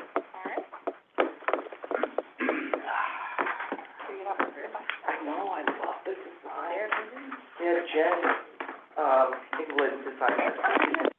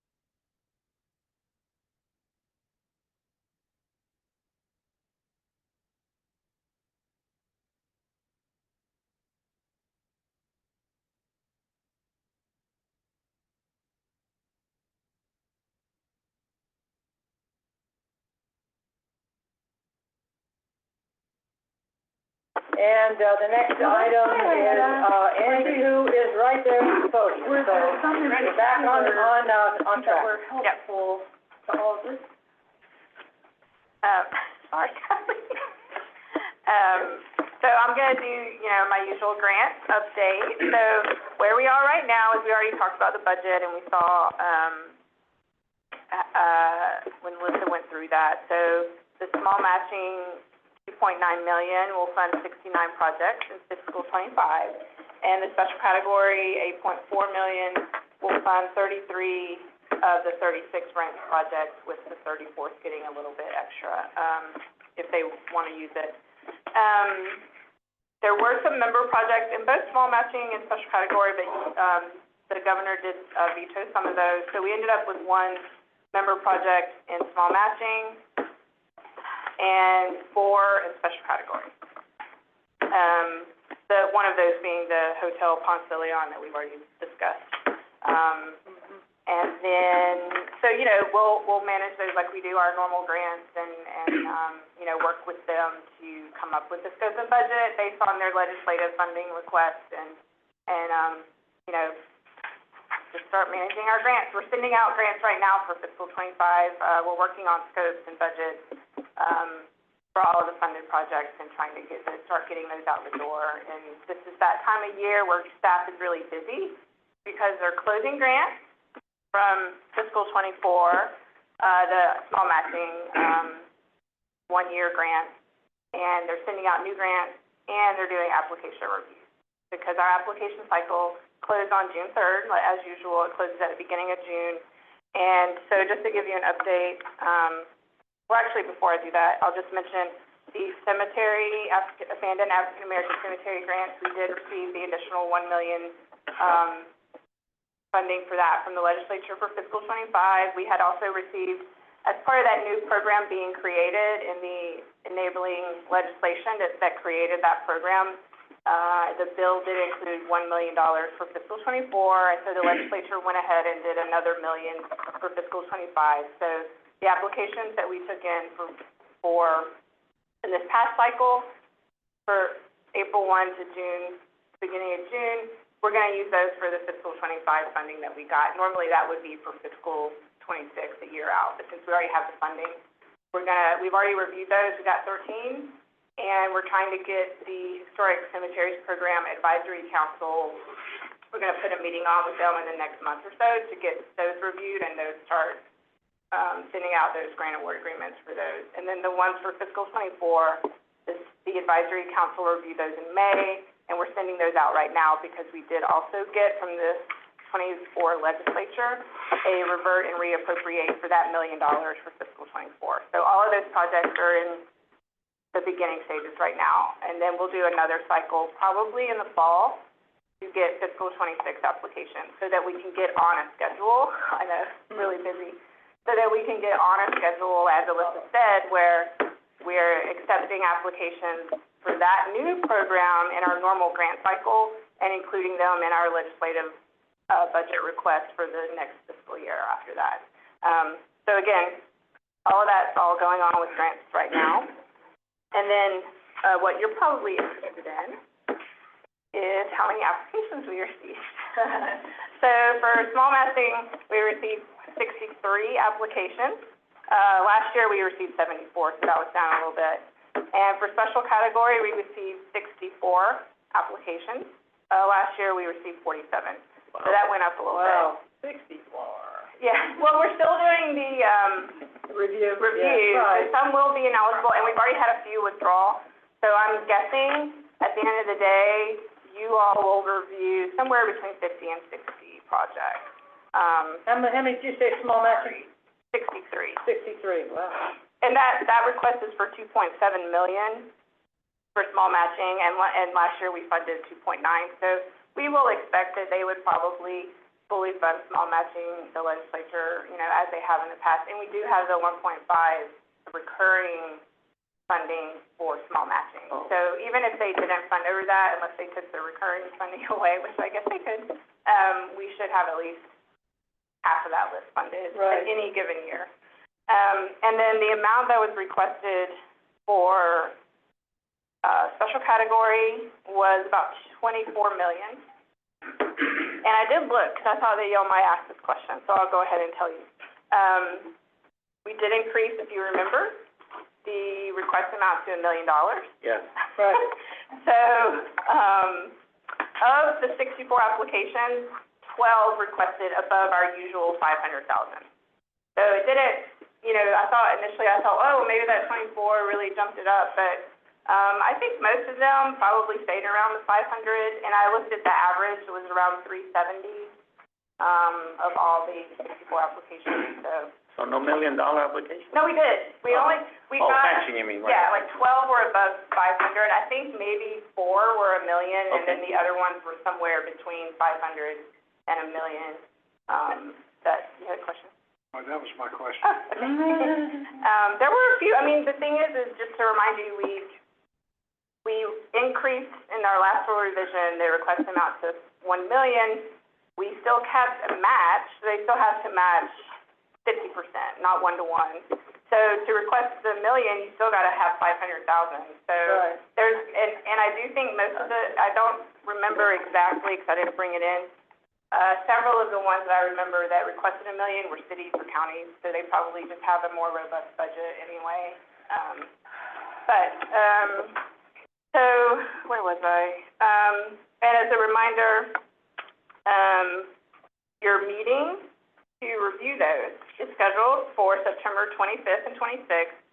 I usually say we might not take the second day, but since we have a little bit more applications this year, we probably will go on to the morning of the next day, because last year when we only reviewed 45, we didn't adjourn until 6 p.m. So, Yeah, and it sucks to get home at midnight. yeah. So I would say plan on being there all day on, that's a Wednesday, the 25th, and the morning of the 26th. Perfect. Yeah, I think traditionally we get done between 45 and 50.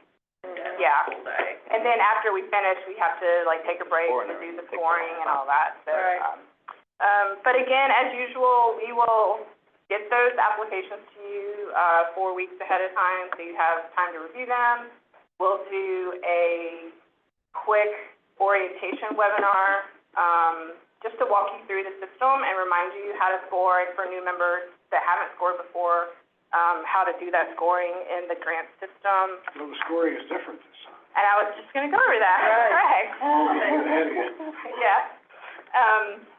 So just a reminder, in addition with the last year's rule changes that you all recommended, we did increase to the $1 million with the 50% match requirement, and the scoring criteria changed.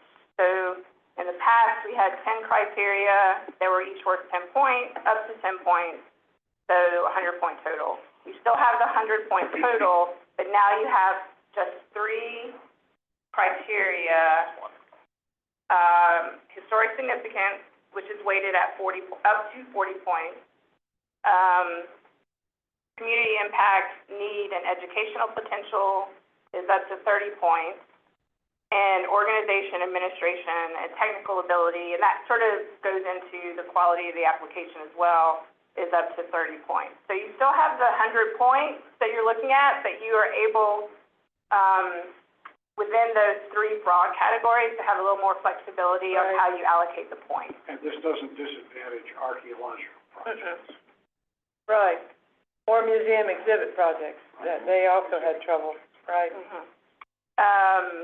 And then, speaking of archaeology projects, it doesn't really affect you this year, but we did make changes in our guidelines this year to adjust how we reviewed archaeology projects. We did not receive any special category archaeology projects this year, so you won't see those this time around.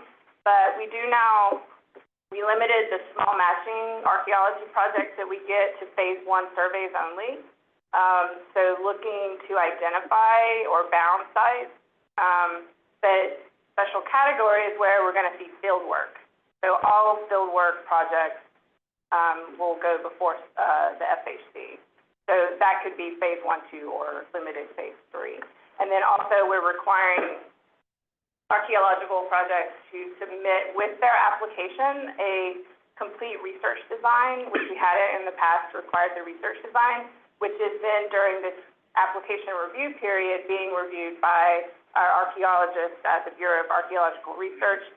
We did have 3 small matching archaeological survey projects this year, so that process worked well because we had the research design, our archaeologists could identify specific issues that we could work through with the applicants during the request for information process. So Some of those were for state permits as well, which is yeah. done by Bureau of Archaeological Research. Yeah, so the review that Not surprised. right, the review that BAR is looking at when they're looking at those projects for the grant projects is, will they need a 1A32? Are there other permitting requirements involved that need to be taken into account on the front end and not after they're funded, things like that. So, I mean, that's the highlights of the grant updates. We're working on application reviews. You're going to get something from us at the beginning of, or the end of this month, really, to start reviewing the applications in advance of the meeting at the end of September. Yeah, I had a question, maybe I just missed it. There is a webinar for special category grants, right? You mean the meeting, the public meeting? Yes. Yes, it will be in person and, No, that's not what I meant. oh, to walk you through the orientation? Yeah. Yes, we'll do that. We'll schedule just a quick webinar. Well, with the you all. thing is that since the criteria are different, it will be a time to sort of talk through those, Yeah. for those of us that can't remember, you know? Yeah, we also, right, correct. And we also always, when we create the panel materials in the system, we always also upload those criteria so you have them in front of you, but we'll go over all the changes to the guidelines that were just discussed as well. So we all, even if we're old hands, should, participate in that webinar. None of us have done it in ages, because it hasn't changed in ages. But this is a big change, This a is very good change. a big change, because to apply those criteria and have twice as much money, Yeah. is, you know, it just sort of ups the ante in this, so. I would also just remind you, the criteria, even though we changed the structure, they generally capture all of the same things that you always look at. Right. It's just we changed, The lump. based on your recommendation of going through your subcommittee that was led by Commissioner Kaufman, of like how to Yeah. better adjust the criteria for scoring purposes, instead of having 10 separate criteria, now we sort of combine them. Madam Chair, we will notice the meeting. I mean, obviously, you all can't discuss individual applications, but just in case there's discussion on criteria or something. Oh, right, how to apply the new criteria, you know, I'll have some questions, and then we can approach our, evaluation and scoring, with that fresh in our mind. If you are a new scorer, I think we do have some new FHC members online. If you haven't already created a profile in the DOS grant system, which is where the scoring is done, the way that will work is that once we create the panel module in the system, we'll create a profile for you using your email, and you'll get an email from the system saying, hey, finish creating your profile, set up your password, et cetera.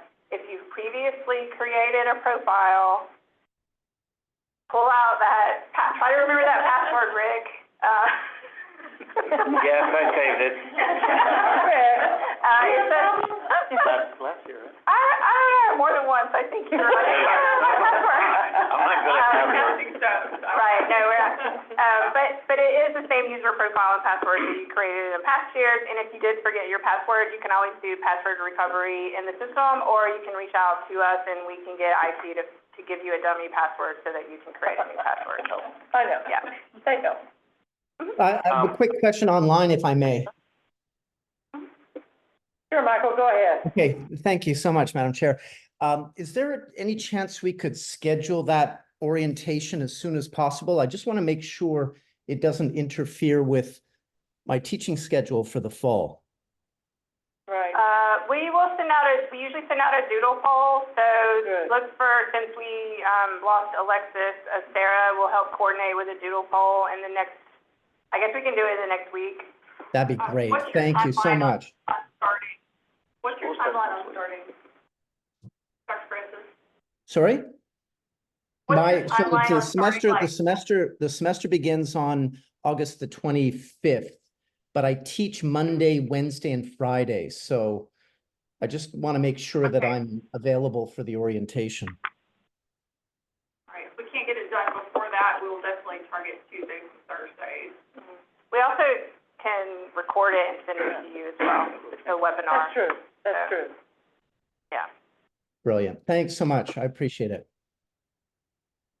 A couple of points. Thank you so much for changing the scoring system. Y'all did it. Yeah, this We is did it. really helpful. Kathleen did it. Thank you. This is the way to go. 40, 30, 30. It's perfect. Grant training for grant applicants. I've never had as many cases as I do right now. I have 8 application projects right now, federal and state grants, African American, hurricane grant, I mean, all of them, right? And a lot of the people that we work with sometimes seem to be lost in the woods. Okay? So, I don't know how you can improve this session, but, ideas such as having, practitioners, you used to do this a long time ago. I remember once there were some sessions that you did with the TLG around the state where you went and you talked about grants and you had professionals also talk about the grants, just to help people, just to educate them a little bit, like doing a historic, resources report, following design guidelines, things like that to help them. I will tell you, there's 3 things that you've helped a lot this year. You've allowing grantees more time. Construction's taking forever. I mean, it's just the nature of the animal right now. You're giving us also flexibility, with the money, that what we're running into is a lot of unforeseeables. Just because, first of all, they don't have an architect on board when they're preparing the application, so the technical side is weak, right? And then when you get into the project, you go, oh, we'd love to do the windows, but the roof really needs to be right? The roof needs to be done before the windows. But you've been very flexible, and I really, really appreciate that for the grantees. And that's also the third part, that you've been extremely flexible. And I hope that you can continue doing that. But we need to improve the quality of the grant applications and help. Like I'm working, just as an example, I was just mentioning to the young lady over here. There's a new grantee. Field Manor House on Merritt Island. Lady called me on the way up to the meeting yesterday, and she's totally lost, right? I mean, they got some money now for the roof, matching grant, $70,000 or whatever, and we're doing a historic resources report for her. And one of her volunteers calls and says, "We're going to go hire a roofer because we got money from the state." And I'm like, wow, we're doing a historic resources report for her right now. Yeah. And she doesn't know that the architect can do that work, Well, it says in almost every grant award agreement, You you need must that. hire an architect So- in your budget too. So very subtly, I say to her, the state staff is going to tell you, you need a professional to help you with the roof selection, Yeah. Because there's a lot of things that'll come up on the roof, rotten plywood and this and that, right? So, that's one case. And another very quick case in Martin County, the House of Refuge, the oldest building in Martin County that we're working on. Right. We had a wonderful grant to redo the roof and the chimney. The piles are shot. The piles. So not even, so I usually talk to clients about the envelope first, and then later we'll do the inside. Now I gotta talk to the pre-foundation first, right? And there goes all their money. Right. It's just not, and it runs out in December. And our structural engineer just found this out this summer. So what do you do? So what do we do? Exactly. And I keep begging Martin County, I go, please, talk to the commission. I'm sure there's something that's an emergency contract, right? There's gotta be something in their state and county law that says, we can go hire a contractor right away because we have a cash emergency here, right? I haven't heard back from them, so just this educating, and that's a county government. Yeah. So from a little home, a group of people that are keeping up a little house in Merritt Island to a county building, the oldest building, and it's between 2 bodies of water, so it is at high risk. It's a location, right? You know where it is. It's on a little, where you're, it's a strip of land and the building's right on top of it, Yeah, well, we always do management, like this time of year too, training on how to manage grants. people don't always participate, so that's part of it. But I was just talking to Ruben yesterday about doing some more training, VHP doing some more training. He came back very energized from the NHC meeting, and doing some more training on what does a survey report look like, what, things like that. So I think that's something we can build in, not necessarily through grant staff, but through VHP staff to do more training throughout, in coordination with grants, but throughout the year. And maybe even in person, I mean, Yes, that's not yes. out of the question, we can travel, so. And like you used to do, you used to travel, Yeah. it's a good way to, when you're doing the comp plan, I remember that's when it was, when you were doing the comp plan upgrade, you went to South Florida, Tampa, We Orlando. did do some regional training, more regional trainings, They were great. pre-2020, really, but we could probably get more into that if it's approved at the department Great. level for regional training. Along those same lines, and I think it would complement what you're saying, Rick, that is that these folks, I believe, should be submitting their applications in the same format. For the reader of this, I mean, we sometimes get PowerPoint presentations, we sometimes get Word files, other times we get other supportive materials in some other form. I know you encourage them. No, this year, it's the same conversation that we've had before, that we can tell them what to do, but they don't always do it. But this year, we did make a concerted effort based on your comments, I think maybe at the last meeting or the last review meeting, to go to them and say, you need to change the format that you sent in your attachments in. But then at the end of the day, if they don't do it, then we don't make them ineligible. But it's something you could take into consideration, I think, that how they submitted their, the quality of their submissions. Do you have a checklist by any chance, like a We have photographic guidelines that we, guideline? yeah. Have you ever, excuse me, I didn't mean to interrupt. Have you ever thought about, for first-timers, requiring training? We've talked about it at various times over the years. We've never made the decision to do that, but, 'cause we could build into our guidelines. You want money, you gotta sit That's down and right, spend 2 hours. and people would whine and complain, and they'd have problems, but, they would, You got the money. they wouldn't wind up like this, Yeah. Or a deliverable that they have to have. Well, Or maybe just create, a webinar that you can replay for them, so that you're not constantly having Well, we do have, Got it. we do have a On the very website. extensive how to apply webinar that we have posted on our website. We do multiple webinars before and during the cycle. You can lead the horse to water. But, it's like you accept them as they come, Yeah, but well, we apply. We could think about, the process at least, what it would take to require it a first time, or if it's been a long time, like 10 years or so. I mean, even if it's not even been that long, 'cause the staff could change in an applicant, and That's true. they have a brand new person Right. every year, Right, so every time. But, I mean, that's the kind of a policy question of, do we wanna require that? 'Cause that's gonna cut out some applications, so that's something we could discuss later. Do it on the back end before you get your payment, like somebody has. Well, no, I mean, I think their concern is the quality, like the Up front of the applications that are on the being Yeah, put no, in. before, yes. Yeah, I don't know how to solve that one. Yeah. Yeah. Just thought, Some will come in the 2 days before and. When we have people that start applications that's the right. day of the deadline, so But we it's start just- them that morning. put it in the requirements for a grant application, check the box, it's gonna be on, October the 3rd, whatever. And, it's on Zoom, or webinar. Anyway, it's a thought to stop these projects from getting into trouble. Right. Like you got money for a roof, but you wanna use it for the foundation. Yeah. What do you do? Well, I mean, that is a That's different the issue, 'cause management. we are flexible That's very with, important. exactly what you said, they get in and they start the construction and the issues change. What we don't like to do is completely change the scope of work to something that isn't related to what you reviewed, but if it's part of that construction project and they have to address something that they discover once, we do work with grantees on that, and we'll give extensions on the fixed capital project, Right. so. I think the fact that you have a new scoring system in place now is enough justification to ask people to do this webinar. They're gonna wanna know how they're being scored, but they're not gonna understand this new system necessarily. Well, I mean, the webinar is really for you all, it's not so much for the public. We Right. usually actually don't publicly notice those, but we can, I'd like to, Yeah, that's fine. because you all get into Yeah. a discussion about. because you're not, usually it's not you talking at all, it's just us telling you here's how the system works, there's no discussion. Well, on this one, there might be a little bit of discussion, you know? Yeah, Okay, if people yeah, show up, open. yeah. Yeah.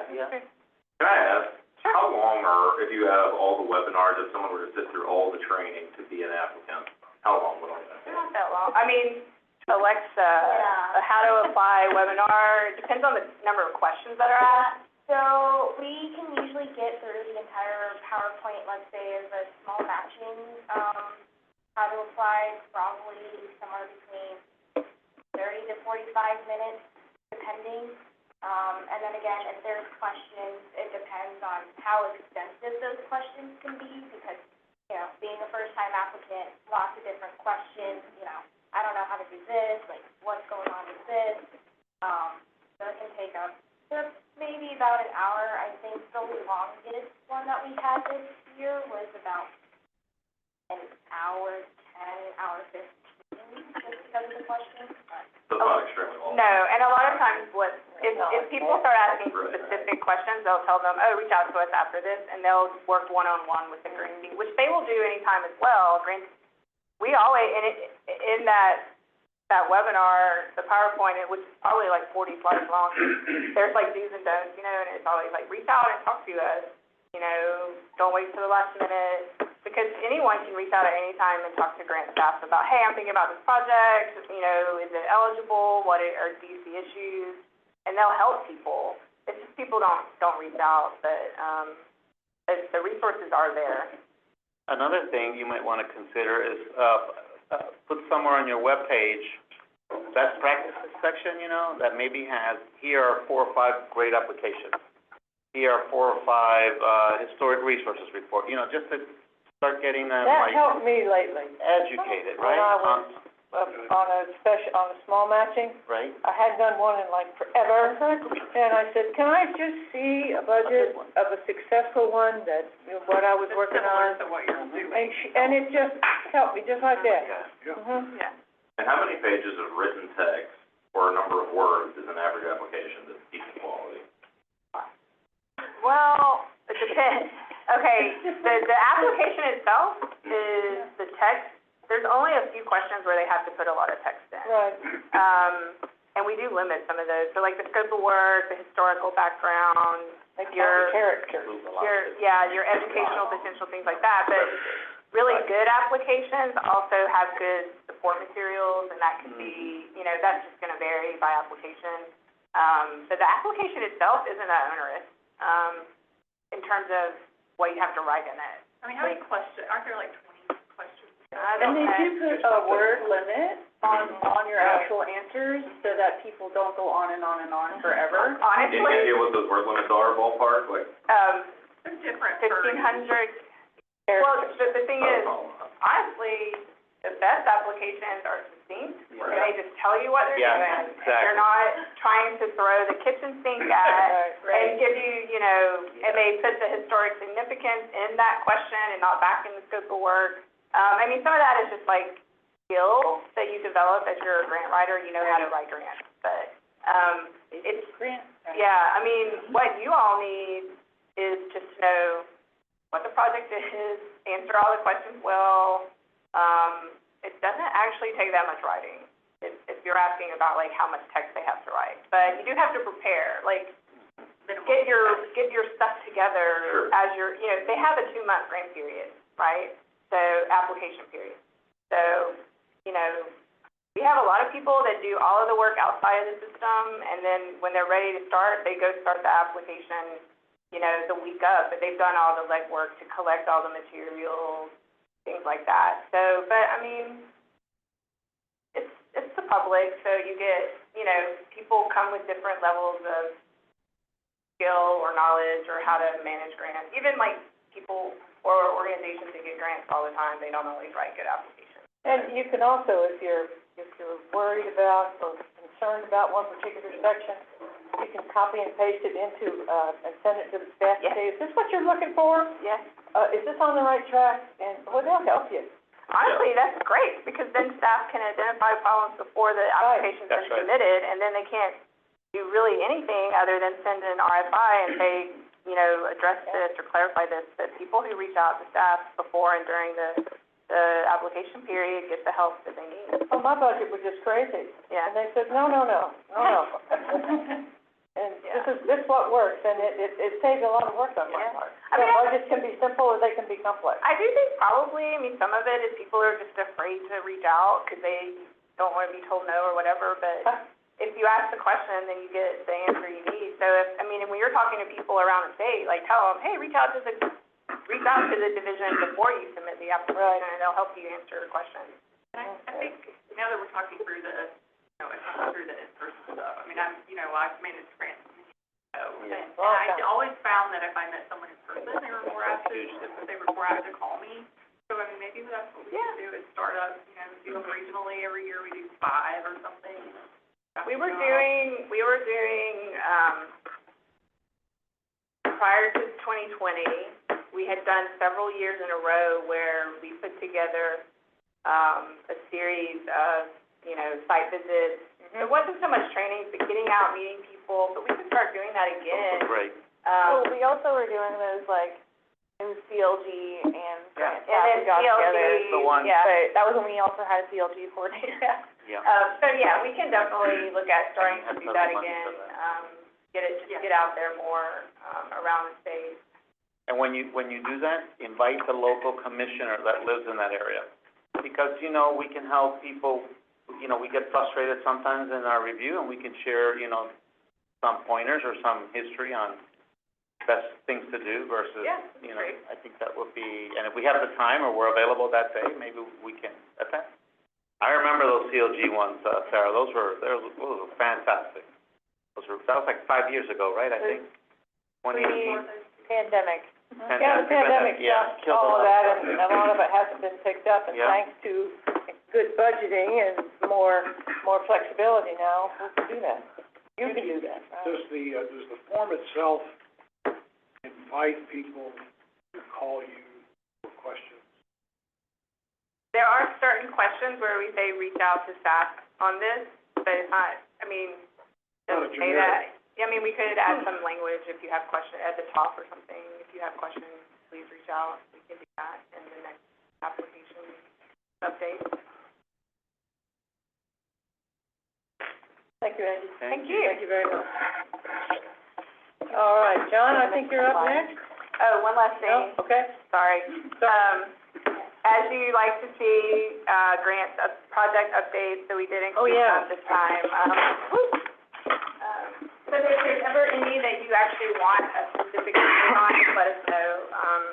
These are just ones that have. Boy, that crack in that lighthouse, Yeah, it was great. Yeah. what did they do there? I think that. Man, it looks like it's about to break apart. We did the Lake Park project, and here's a lesson learned. The city has a staff person that has historic preservation construction experience, a contractor. Boy, that was just great to work with someone in-house. And then both of us, our team and his team, with the contractor selected to do the work. I think it turned out beautiful. Come to Lake Park and I'll give you a tour. All right. It's a gorgeous building. They look really pretty in the picture. They did a great job. Good morning. Good morning. Thank you all for being here, and thanks to everybody for being here online. I'm going to go through some slides that I made for you all relatively quickly. So Jeremy can go to the first slide. So Alyssa mentioned that we received funding this year for ongoing lead-based paint abatement at the historic properties, $7.086 million. That's in addition to a $3.434 million that we had in the prior year. Now, we've started the work at the Messer House. This is in Mission San Luis, and we're expecting to make most of that portion of the project. We're expecting to complete it in about 6 months, and then we're going to do some non-lead paint restoration work on the house. And so for many years, some of you, and I'm sure Dr. Benz remembers that there were other uses for the Messer House. Oh, yeah. When the site first came online, and we're looking to restore some of that additional flexibility and functionality, particularly on the first floor. Offices, exhibits. I think more so, uses, tied to the rental program at Mission San Luis. And so think about bridal suite. Okay, we're renovating a first floor bathroom for ADA accessibility. So prior to this time, there hasn't been any substantial ADA renovations on this building. So this will be accomplished as part of this project, and then we will be utilizing the second floor for office spaces, but this is really about the first floor of the building. There's carpet, like these kind of carpet in the house. There's a tile floor that we're going to restore that's underneath the carpet. It's like that brick. Yes, and there's, original details, the staircase, fireplaces, moldings. There's a lot of stained wood paneling and built-in bookcases and things like that. So that'll all be brought back to its former glory, and we're anticipating that becoming a big part of San Luis's ability to increase the revenue that they get from rentals, and then also provide meeting space and other things. Probably shouldn't say this in front of Sarah or whoever will be Alyssa's new executive assistant, but maybe we could meet out there in the future, for example. Things like that. Just putting that out there. I love it. So, and that room is big enough. It's bigger than this room. Yeah, get us out of here. Twice the size of this room. So it's a great, now that funding, so that's already underway. The other properties, Alyssa mentioned the Broca McDougal House, that's the largest project that we have to complete. This will be a full-scale abatement project, also followed by a electrical project to modernize the electrical system. And we have interior and exterior work under that, and it'll be quite extensive. So that will. We're spending our $500,000. Well, that. Every nickel. No, we're not gonna, sorry, I should let staff do this. Yeah, all right. So, that is gonna eat up a big We'll chunk talk of, quite that way. a big chunk of the money that we received this year in terms of the abatement. But the abatement scope there, the amount of work that the full survey showed for Messer was not as extensive as we previously believed. But the Broca McDougal House is more extensive than previously believed. So there's a lot of work there. We're also going to touch all the smaller buildings, including the Governor Martin House as a very small project, the carriage house at the Martin House, which is there on the property. And most of you probably don't know, this house, which is known as the Merritt Drive House, is on the Governor Martin House campus. We previously had this building occupied by a police officer as a residence, and it is no longer used for that reason. We will restore it and turn it over to BAR to be more functional storage, particularly for the underwater equipment. So the diving equipment, which takes up a lot of space, needs climate control. And so it's a small house divided into, it's a residence, but it has nice wood floors that we've already uncovered. And so we'll restore all those features, but we're gonna use it for some kind of office type space, but it'll primarily be used for storage. The Burr Cottage over at the Call Collins House will also get a restoration. This house hasn't been touched at all. Since the 1970s, the Collins family rented it out to college students, so it needs a lot of work. And the Knott House, which some of you are familiar with on, right over here on Park Avenue, there are a lot of building systems updates that we need to complete, so we've separately pursued additional funding this year from the legislature, so we'll see if that goes through. We have to replace the wheelchair lift, so it has a residential wheelchair lift. It has an outdated fire and HVAC systems. There are a number of things that we have to do at the Knott House that really haven't been touched since it was originally restored in the early 1990s. So we're 30 years past that, and so it's kind of the restoration project. So all of these are going to be going on kind of simultaneously. The one that we've already started is at Messer, and we anticipate starting the Brokaw in January or February, and the other properties, we will probably start those within the next 6 months. And so that's the $7 million added on top of a $3.4 million, so we have over $10 million to do all this work. And so we're very lucky to have support through the secretary from the legislature to fund these projects, and they're really going to restore a lot of use to buildings that had to be used for other purposes. So we're going to try as much as possible to accomplish a lot of return a lot more public use to some of these. So some other things, so that's kind of construction. So now it's more into the outreach zone. We talked briefly about the Main Street Conference. I pulled a few photos. There are many more photos that document. So not only was it a great conference from the perspective of the meetings and the panels and the learning, but we had a lot of fun as well. We had events at the Grove Museum. We had events at the Historic Capitol Museum. We had an event on the plaza here at the R.A. Gray. And this is Secretary Byrd playing cornhole with his family on the plaza during the event. Here's the opening session at St. John's Church, and Secretary Byrd speaking. And so we had some sessions at the historic churches, and I think that was a really great opportunity, even though it was a lot of work, and we probably gained a greater appreciation for the host community that put on this conference by us being the host community.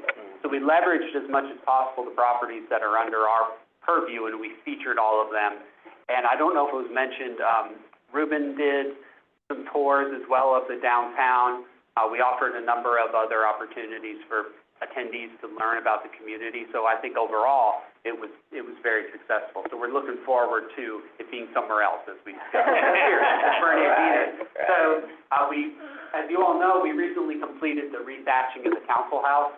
So this was a synthetic material, fire resistant, 30-year warranty. It really looks really good. It's going to age a little bit, and then it'll take on even more of an appearance of being actual thatch.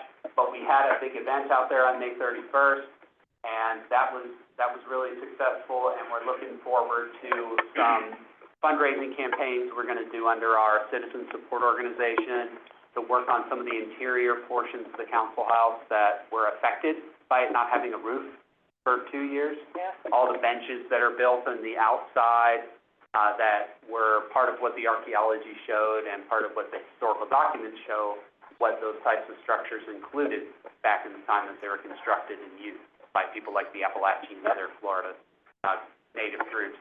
So Frank, I know, is listening online, and I won't take any of Frank's cabin momentum, but we did build the small cabin which we debuted. Frank, I'm talking about you, Frank, you're very much involved with building a replica of the 1824 cabin over at Cascades Park. I was asked to, yes, hello, Frank, and Frank and I have a meeting at 2 o'clock where we're going to go over some exhibit panels that I've assisted with that we're going to install in the replica cabin that'll be at Cascades Park, and that should be opening in September to the public. And the city of Tallahassee has a large event planned for Veterans Day weekend at Cascades Park that'll be related to the bicentennial anniversary. So in addition to things like this, we are continuing to offer bicentennial related programming through the museums and historic sites. So John, on that yes, point, and Frank may know the answer to this either, there was a monument that was on the grounds over here in the Capitol Square quarter that actually indicated where the original building was constructed. But that's disappeared somewhere. It was mentioned in one of the write-ups that was done during the Federal Writers Project in 1938. Yes. They have a description of the monument. And I think something, if we can find that monument, Matthew may know, he may be downstairs, Matthew's story, he may know where it can be found. I think if we could somehow put it back where it was, or build it, or place it next to the building that's going up down there, it would be kind of fun. Hey, John, is that the model, like the roof comes off, or is it, yes, how cool is that? By Plexi, so you can look inside, huh? Yes, and this was actually constructed, and it's on, I should have mentioned, this small replica has been traveling around Leon County, and one of our museum artisans built it. So every piece of it, he made the figures he made out of clay, the logs, he took pieces of wood and winnowed them all down to just be that texture, burned them, things like that, made like a leather satchel out of a husk of a magnolia seed, things like that. So really specialized work by one of our museum artisans. So really a great. Just to follow up what John said, I mean, if, not only find the marker, but maybe even burn the footprint of the building at the marker, so people can see the actual size, and then do a QR code to this, right, so they can go and see it, right? I mean, I think that would be a You know what, fun thing to do. not to go too far out of bounds, but, you know, that's within the Capitol complex, and maybe we can invite EMS, Rick, to the next meeting. Now, it's not dissimilar, Dr. Benz will be familiar with this over in Pensacola. They've done some outlines of the old forts Heck from like yeah, the British all over period. downtown. Right, and so you Right. have that, Footprint thing. you have the footprint, so you can say, you know, I'm within the British period fort Right. or Red without. lines, blue lines. Yes, and there's a really neat way they did this as part of a playground type installation behind the Wentworth Museum Museum. Plaza. Yes, and I would get off, that's too tangential, Sarah will yell if you're talking too much. But it's a really cool way of doing it, so I concur with that. That's such a beautiful model. Yeah, and the one they're building in Cascade, Frank, it's something like, 400-ish square feet, or maybe a little smaller than that. It's a little bigger. Oh, a little About bigger than 400 square feet. Yeah. About Two-car 600. I think we're coming in at 20 by 30. And it was built, the lumber, that you'll see on the outside of the building, there's a descendant of one of the people involved in its original construction who contributed the lumber, from their own property. So it's got a lot of those features. Good. And there's a local, Mark Tarmy, the architect here, is involved, and so, yeah, like I said, we're talking about it later today, so we hope when that's available, that'll be something we could see when you all have a meeting here in, the grants meeting, I think, and then also in the later meeting of the year as well. I don't, yeah, we'll try, yeah, definitely. And I know I'm not gonna forget that John, I'm not gonna forget John, you asked about the plaza, so I will, We I could can talk about have that. Kathy had a cocktails question there. Yes, I on did, the, Kathleen. where the, Reception. Outdoor. where the model is right now. Is This it one? at the library? I believe it's currently, it's at this particular library until the 30th. It's either at, so we had the Riley House had it, and then we were going through the library branches. Frank, do you know where the small model is now? It might be at another library branch. I think it's at Lake Jackson Branch Library, my understanding for August. But since I have the floor, Madam Chair, could I just make a couple of comments on a couple of items related to this stuff? Yeah. So first, for the committee, thank you, Madam Chair. For the committee members here, I wanted you all to know Jonathan Grandage has been a rock star helping us. I mean, this is a city project, and it's certainly not his, duty, if you will, to help the city on this, but he really has been a rock star. So, hats off to Jonathan. He's really helped. I can't even tell you how much. And as he mentioned, we do have a meeting today for our panels. On to the part that Clerk Phelps mentioned about the monument. So yeah, in 1924 at the Centennial, they placed a big monument in the ground. I think it's around where the Senate office building is today. And, even the clerk or the Alan Morris book, what is that? The Florida. Guide to Florida or whatever. He specifically mentions that monument is in the ground on, he went through and mentioned each monument that's on Capitol grounds, but that monument has disappeared. It would be awesome to know where it is. I mean, I would presume DMS has it or the Department of State, but I would love to pursue finding that monument. I mean, it was placed in the 1924 Centennial when they kicked off they did a ribbon cutting because they built a replica of the first Capitol on Capitol grounds. And on November the 10th, 1924, they had a ribbon cutting and had the monument, and the newspaper articles talk about that ceremony and that monument, but it is gone.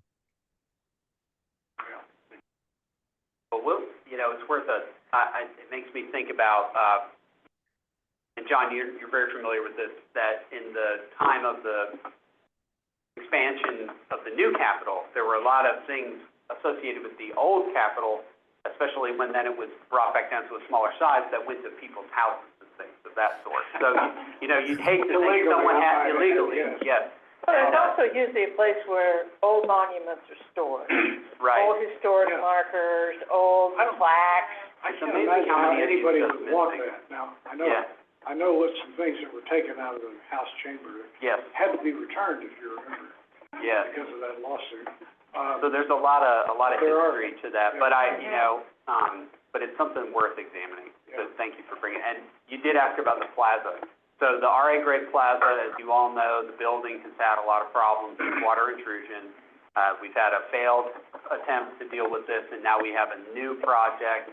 The new project has reached the point where they're going to start some pre-construction activities for some initial investigation, particularly at the columns that you see on the outside of the building, just to make a determination on how much they may expand the scope of work of the project. Now, the main part of the project is to waterproof the plaza. Again. So, so to redo it, completely remove the membrane, all of it, 100%. Pick up all Pick up all the pavers. Pavers. 100% Oh, my replacement pavers. They're changing some of they're working on some additional sloping of the deck as well, so, and then also a lot of new drains. Yep. So there's gonna be more drains, more slope, new pavers, different elevation. The pavers are gonna be at a different elevation, and then some structural investigation ahead of that. So they're getting ready to really initiate the pre-construction phase that includes some of that destructive testing. And then once they complete the destructive testing, they'll finalize the GMP, the guaranteed maximum price of the project. And that is commencing within the next couple months. We believe the pre-construction phase will begin in September. So there will start to be activity on the plaza in September, and they have to finalize the pricing for that project. So have it locked in, 100% committed by December 31st of this year. So the bulk of the work will likely take place in the calendar year 2025. Now, a couple things I wanted to mention in connection with that is we completed during this fiscal year a master plan for the Museum of Florida History. So that plan included work in all the gallery spaces, so to completely, I want to say, reimagine the museum. So update all of the exhibits, add areas for kids, like dedicated areas for kids, revamp the gift shop to increase its footprint, completely modernize all of the exhibits. Some of the ones that were funded in recent years by legislative appropriation would not be completely redone, but rather updated a little bit. So outside of that, it's really about 85% of the museum is completely new. So we put in a request this year to fund the design portion of that. So we completed, this is the planning document that Alyssa has, and you all can look at. I only have one. All right, but it's some of the ideas, and as you know, when you do this type of conceptual work, it's not 100% what we intend to do at the end, but it's what we intend to use to try to obtain the funding to design everything ahead of the process of actually obtaining the construction documents we would then use to bid out like you would be doing a conventional construction project. Price it too, so Right. we know what. So they've estimated, our estimated cost for this is gonna be about $15 million. So that includes the design phase. So that's where we're at with so in other words, you've got the plaza that has to not leak so that we can install the new museum. Is that part of the $15 million, the plaza No, that's separate. That's a $10 million project. Is that an insurance project, or how? No, that's an ARPA-funded new project. I'm not really tied into whatever happened with the older project, but this is a new project that I think the total budget ended up going above $10 million. I think it was about 12.5. For the plaza? To do the whole plaza. And it's only like 2 or 3 years old, right, I think? No, Or it's 5 years? A little bit. 5 to Little bit. 7 maybe, I don't know. Yeah. But that's run through Department of Management Services, because we rent the building from them. Right, so we're just involved in logistics, not really. Right, so unlike all of the projects at the historic properties, we're in control, we hold the lease on those, so that we are we work with DMS, who helps us in the procurement side of the services, but we hold the keys and the responsibilities to those buildings, whereas at the RA grade, we're a tenant of this building for management services. I know you have a special connection to it, but are you aware of whether the historic capital has any structural issues that need to be addressed? I'm not as aware of any. I know that they have completed a new roof on the historic Capitol, which is using a architectural shingle that's a composite shingle like we put on the Grove or St. John's Church, or it's being used more, and they did some roof work there, I believe, doing some attic space conditioning work as well, so that space hasn't been conditioned, which has led to some moisture issues in the interior. And I know they have some active work on, there's a lot of air conditioning work that's been going on for like a decade. I think that's gonna continue for a long time. And there's another piece of that. I think, now, if Tiffany was here, she could tell you the whole litany, but they have some other smaller projects, but they're well supported through the legislature and what the legislature does to keep that up. But I'm not aware of any concerns with any of the One time building there was structural. a crack on the northwest corner, which is outside the House chamber. Right. We were worried that was opening up still more, but I think they put some kind of test, mechanism on it to determine if it was enlarging, and they found it wasn't at that point. And I think they did 5 or 6 years ago.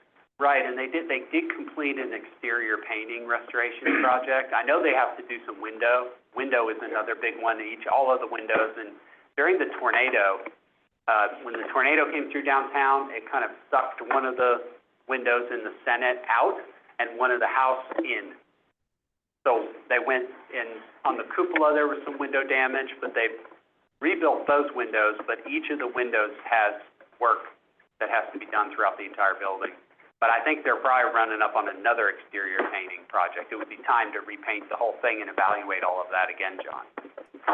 I think that's two more things Alyssa didn't mention. We did complete the Florida Museum of Black History Task Force this past fiscal year. And that required the Department of State to produce a report on recommendations to the legislature, so we completed all of that. And that has been sent off to the legislature and the governor.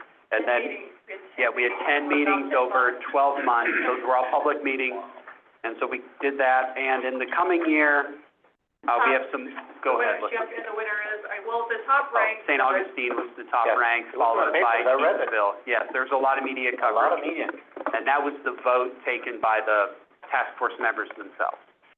That's what they voted in support of. But that's kind of what we're up to here. I don't know, did I have another slide, Jeremy? I don't think so. Oh, just rounding this out, and I've probably violated Sarah's time restriction, but you may have noticed we have a beautiful new mural in the lobby. Did everybody see this when you came in? This was designed in-house by our graphic designer, Jen England, and so this is a full-scale, the full lobby wall. It's actually 40 feet tall, but it's inspired by Florida State Seal. And so that's custom artwork that a staff member did, and she did a fantastic job. In May, we also had Emancipation, the annual commemoration of the 20th of May in Florida at the Knott House Museum. And I didn't use the picture with Alyssa, but she's in this picture, I promise. I got to fill in for the secretary, I'm very sure. Oh, my. And that's a gentleman who portrays Union General Edward McCook, who made the announcement of emancipation to be in effect in Tallahassee back on May 20th, 1865. And we finished also in May, around the time of our last meeting, Florida History Day, the statewide contest. Now they call it Florida History Day. It used to be Florida History Fair. And so students from many counties in Florida participate, over 1,000. And I got a few pictures of Secretary Byrd examining the displays and then also congratulating some of the winners. So we had, typically the spring is our big time for museum activity starting in October and going to May. And so you all are kind of getting a download of some of the things that we did, but that's what we've been up to. A lot of construction, a lot of outreach, and so happy to answer any questions that y'all have. Kathleen? Chair. Our last meeting here, I actually met, the graphic designer is downstairs, right? Yes, that's right. In the basement, and she was showing me this, and so after having met her and seeing it on paper and seeing it on the wall was amazing. Is it painted on the wall, or? It's actually a wallpaper. It's a very thick wallpaper, and in rolls, but it's a wallpaper. Huh. Yeah, we went through a few different ways of doing it. I mean, I wish you were here so we could, talk. Quiz the artist. Great Yeah, she did a fantastic job. programs and everything too. Yeah, we riffed on the elements that she created for the Main Street artwork.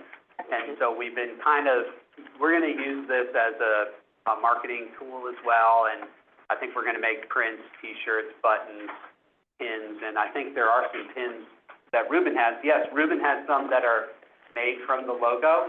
No, these are the Main Street pins. Yeah, the Main Street pins. We made a new so we've been kind of going through some branding examination, and so we have redesigned the Main Street logo. Jen did that design as well. So we're Great to have the graphic designer in-house. Right, it's so good to have all of the programs that for the conference, the awards program, the conference program, all of that we were able to do in-house. Great. And having her here greatly helped us to, yeah. Any other questions? Very nice work. Thank you, John, So very thank you good. all for your support, and we're happy to have you all here. Oh, lastly,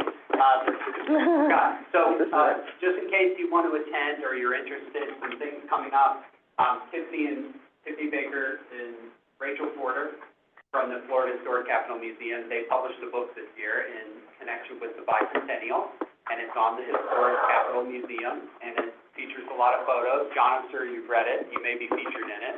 And they're doing a talk on that at Union Bank on August 27th at noon. We also have Patty Myers from the newly created Office of Historic Cemeteries talking about that program, public lecture. Also at noon, that'll be here at the R.A. Gray. You have your grant meeting, as discussed, on the 25th and 26th of September. One of our major annual events at San Luis is on October 5th. Blessing of Animals, and that's in connection to the patron saint of animals, St. Francis. We also have we participated in a local documentary I did on the Grove. There's a screening of it. It's about the early history of Tallahassee at Challenger on October 18th. Alyssa claims that she will attend. And then on October 23rd is actually the 40-year anniversary of when the Union Bank first opened back in 1984. So we plan on having an evening event, and we'll make sure that you all get that information if you're able to attend. Is there going to be a reception September 25th, like in past years? We haven't talked to the trust yet, but we can call them and see. That would be great. I think that's always good. The evening of the 20th. Yeah, the grantees Right. and applicants have started showing up again. Right, that's right. We're right. gonna do the evening of the 24th. We'll have to see. Oh, yeah, Yeah, right, the night right, before. right. Yeah. All right, thank you all. Thank you. Okay, other business, Rick, you wanted to bring up something? Yes, is the picture, Jeremy has the photo. yeah. Oh. We've been talking about that. Okay. Thank you. So, it's been a rough day for me, to be honest with you. My dad was buried 2 years ago today. And, some of you might not know, but we founded our company together in 1988, 36 years ago. We have a book that's coming out, 35 year. My son is preparing the book. There you go. He works with me now, so serendipity, right? Mhm. And this was one of the major projects that he worked on with me in West Palm Beach back in 2000. The city, West Palm Beach, was very neglected back then. They had an international RFP. The big developer won the project. The city donated the historic, it was an old Methodist church, built 98 years ago, 2 years away from its centennial. And as part of them getting the project, they met with, they did charrettes, they met with community people. They promised everybody that it would, two things, that it would always be used for cultural uses, and that it would always be maintained as a historic landmark, even though they objected to every opportunity to landmark the building. So, here we are, 25 years later. West Palm Beach is a completely different place. You know, I always like to say, You know, Miami's now Shanghai, Fort Lauderdale is Miami, and I guess we're turning into Fort Lauderdale, right? It's just a huge mess down in South Florida. The respect for historic buildings, in the whole state, I think, you know, with so many, 1,000 people every day in Florida, we're under threat. We are under huge threat, and this is the original developer. He met with, Italy, which is a Italian food market, very famous. And they were walking around and said, no, I want it in that building, and I want to blow out the stairs so I can have people come right in the front. And the other two pieces of the stairs are going to leave, but they're taking out the Pecky Cypress doors, they're going to make a fake facade, and I guess for an Instagram moment, or God knows what. On the sides, they've taken the arcades, you know, it's a very beautiful building. They're blowing that out, and they're putting glass and new archways. They're changing the roofs. It's the opposite of the Lake Park City Hall, what we just finished doing at the lake. Complete opposite. Beautiful. I'm not kidding you. Because I worked on this project 25 years ago. The storefront, wood storefront, 6 inches thick, John, diameter. To replace it with cheap aluminum impact, we know what that looks like, right? Everybody knows what, right? Buildings don't look good anymore because of the glass, the stucco, and all the fakeness that we have in our society, right? They're changing the roof too. You know, they say they're going to do a good product, great, but they're doing so many changes. And all of it because it was never designated historic. I mean, even the current mayor said at one point, before all of this started happening, he said, private property. I can't do anything about it. We've had 5 strong mayors since 1990. And the first one, who was the one that helped happen to change, you know, she admits, my mistake, I never got it designated. But shame on the other 4 mayors in 25 years. They've never, every time these people, by the way, they come in and they knock down 2-story buildings and have been replacing them with 25-story buildings in our downtown. Our city's going to be unrecognizable in 5 to 10 years. So good for them. They're making a lot of money. But, you know, damn it, you know, they took the one cultural historic building. We have 3 major landmarks. This is one of those 3 buildings. They own the other one. They own the other one. The third one is the 1916 courthouse. They own the Christ Scientist building, which they have impeccably restored for community use because they got a project proposed for 25-story behind the historic building in return for not doing a 5-story blob and demolishing the historic building. Same owners, they're doing this to this beautiful structure. I am flabbergasted. Staff talked, I think, Sarah, did you talk to them or something? No, Dr. Lucas? Talked to them. Frederique Midner, I think a lot of you know Frederique Midner, was our historic preservation officer. She bolted, she left to work for Palm Beach for a pay cut. Ann Hamilton, her assistant, the same thing a week ago. She bolted, she went to work for the city of Lake Worth for a pay cut. We have a guy, this new preservation, whatever he is, none of the background that you and your friends have to do the job. That basically said, well, in the 1990s, they changed the building. Really, it's not a historic building yet. And this is meeting the Secretary of the Interior standards, according to the city of West Palm Beach. So my question is, I'm very upset for many reasons. In the past, I remember there was a community in the west coast of Florida, right, that we talked about their CLG and yanking their CLG after they destroyed the largest wooden hotel in Florida and one of the top 3 or 4 in the country. What can this board do? And we sent the letter to these developers hate it when they get bad publicity. I wrote a letter to the editor back in March about this whole process, and immediately within 3 weeks I got a letter from their attorney saying cease and desist, because I had given a proposal last summer to what I thought was going to be a renovation, the 30-year rule that we just talked about, right? It's been 25 years, it's time to upgrade the building, but not to do what they're doing to the building, so I walked away from the project, but I signed an NDA, so it's cost me a lot of money in West Palm Beach. I've lost city contracts in West Palm Beach. I am a pariah in my hometown of 40 years. Thank you, Lord, I have a lot of work around the state of Florida, so basically I don't care. And if they hear this, I don't care. Take me to New York, sue me in New York, I don't care. This is a travesty. There's a lot of people locally upset, mayors, and I've said this in many, many years that I've been teaching and lecturing. It boils down to the mayor and the commissioners of the community at the end of the day. We have great staff, city and state staff in preservation across the state. But if your leadership is not there, right, it's all going to waste. And this is heartbreaking. This is really heartbreaking because they really think this is going to be, and then just to finish up, the part of their requirement when they won the RFP back in the 90s and for the 2000 opening, always to be for cultural community use. You know the old story, build it and they will come, right? It was great at the beginning. Concerts, boxing matches, weddings. My daughter, who works for me now, went to high school, School of the Arts, 2 blocks away. Graduation with the red carpet, kids getting off the limos, going up the grand staircase to their balls, okay? All sorts of activities. They were required to hire professional companies to run that center. They never did that. They hired 2 people who had no experience. After 10 years, they basically gave up.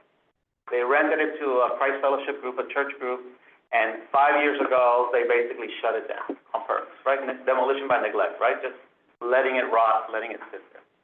I don't know what we can do, Madam Chair or Alyssa. I've been begging for help, but a letter to the editor of the Palm Beach Post, the CLG, I don't know. I mean, it's a shame. West Palm Beach, man, this is a city that's one of the major Alyssa, what do you think? cities in Palm Beach, in Florida. I tangentially know this when I know the staff has looked at it. I didn't realize that it quite had gone to that level and there was a lot going on. Or that people were sort of leaving for that reason. I mean, we can look to see if they're meeting all of their criteria for CLG, but I think as long as they're having their meetings and they've got their board and their board is making... The board is extremely upset with this staff person, because everybody that's good left, okay? And super upset with the mayor and the commission. In fact, the board chair lady is very worried that they're going to, chuck her off the board for basically stating, there's no way, it's not meeting the Secretary of the Interior standards. We need the feds, we need the state, we need, Who makes that determination? Who's the ultimate, determiner of that question? So the Director of Planning and Zoning has been showing up at all the meetings, because in March, after I wrote the letter, a lot of people started showing up to the Historic Preservation Board meeting, pissed off, upset by what was coming. It's arrived. This is the picture from today. I got this at 8 o'clock in the morning today, right? So he has been bashing everything. He's a guy that's never said no to a project in the last 4 years. After COVID, West Palm Beach, like the rest of South Florida, has changed. It's all about let's build. And unfortunately, the owners are the largest developer in the world. Okay? So it's like being a little ant, and they're a huge elephant, and they're, all I have is social media and the Palm Beach Post. Well, it reminds me of looking at a looted archaeological site, big craters. Yeah, Dr. Smith, you have the floor. Yes, thank you for recognizing me, Chair. I appreciate it. And Rick, I understand your frustration. I work with this every day, and the only cure for this seriously long-term is land development regulation, your zoning code. And unfortunately, this means you have to have buy-in from the city to actually pass zoning code that protects your historic buildings that are not designated, such as Florida Master Site File designation as a criteria for reviewing all permits as we do in Sarasota. So I wish I could make things easier, but that's really where the meat has to be met, is to get that local buy-in. But Dr. Smith, this project had to get a permit, had to go through the board, and it had to meet the Secretary of the Interior standards to be able to do what they're doing to it right now. Someone made that determination in the city of West Palm Beach. who signed off on the permit to allow them to do it? Somebody signed off on that Probably the permit. Director of Planning and Zoning, All right, the or this Director of new Planning and Zoning, preservation officer. is there any zoning code that says you have to protect historic buildings, that you can't issue a permit unless it gets a Not- certificate of appropriateness or something on that? Not directly, line? because, not directly because it's not protected, but it had two criteria, by the way. It had to meet the Secretary of the Interior standards, and because they agreed 25 years ago to do a cultural component, it had to have a cultural component. Well, does it? Does it meet the Secretary standards? No, and you know what the cultural component's gonna be? A little kiosk on the plaza. Yeah, no, So they gutted the interior. it goes back to what the regulations say and what their site development plan guarantees, what their conditions were. And if it says they have to meet Secretary of Interior standards, then that permit shouldn't have been signed off. It's that simple. That's the policy. I was curious, and Bruce knows more than me about the process, but usually if it goes to the local preservation review board, sometimes it'll go, and they disagree, which sounds like they did. Yes. It'll go to the city commission. And so my question was, did this go to the city commission for a vote, or was it? No, because the Director of Planning and Zoning started showing up at every meeting and was still working at the city of West Palm Beach. She knew what was coming down. They were gonna make her sign off on this crap. She bolted. Frederique saw this coming, last year. She saw it coming a couple of months ago. She's gone. The new guy they have, like I told you, he says, it doesn't matter. They can do whatever. This building lost its significance in the 1990s. So my argument to him was, okay, let's follow that argument for a step.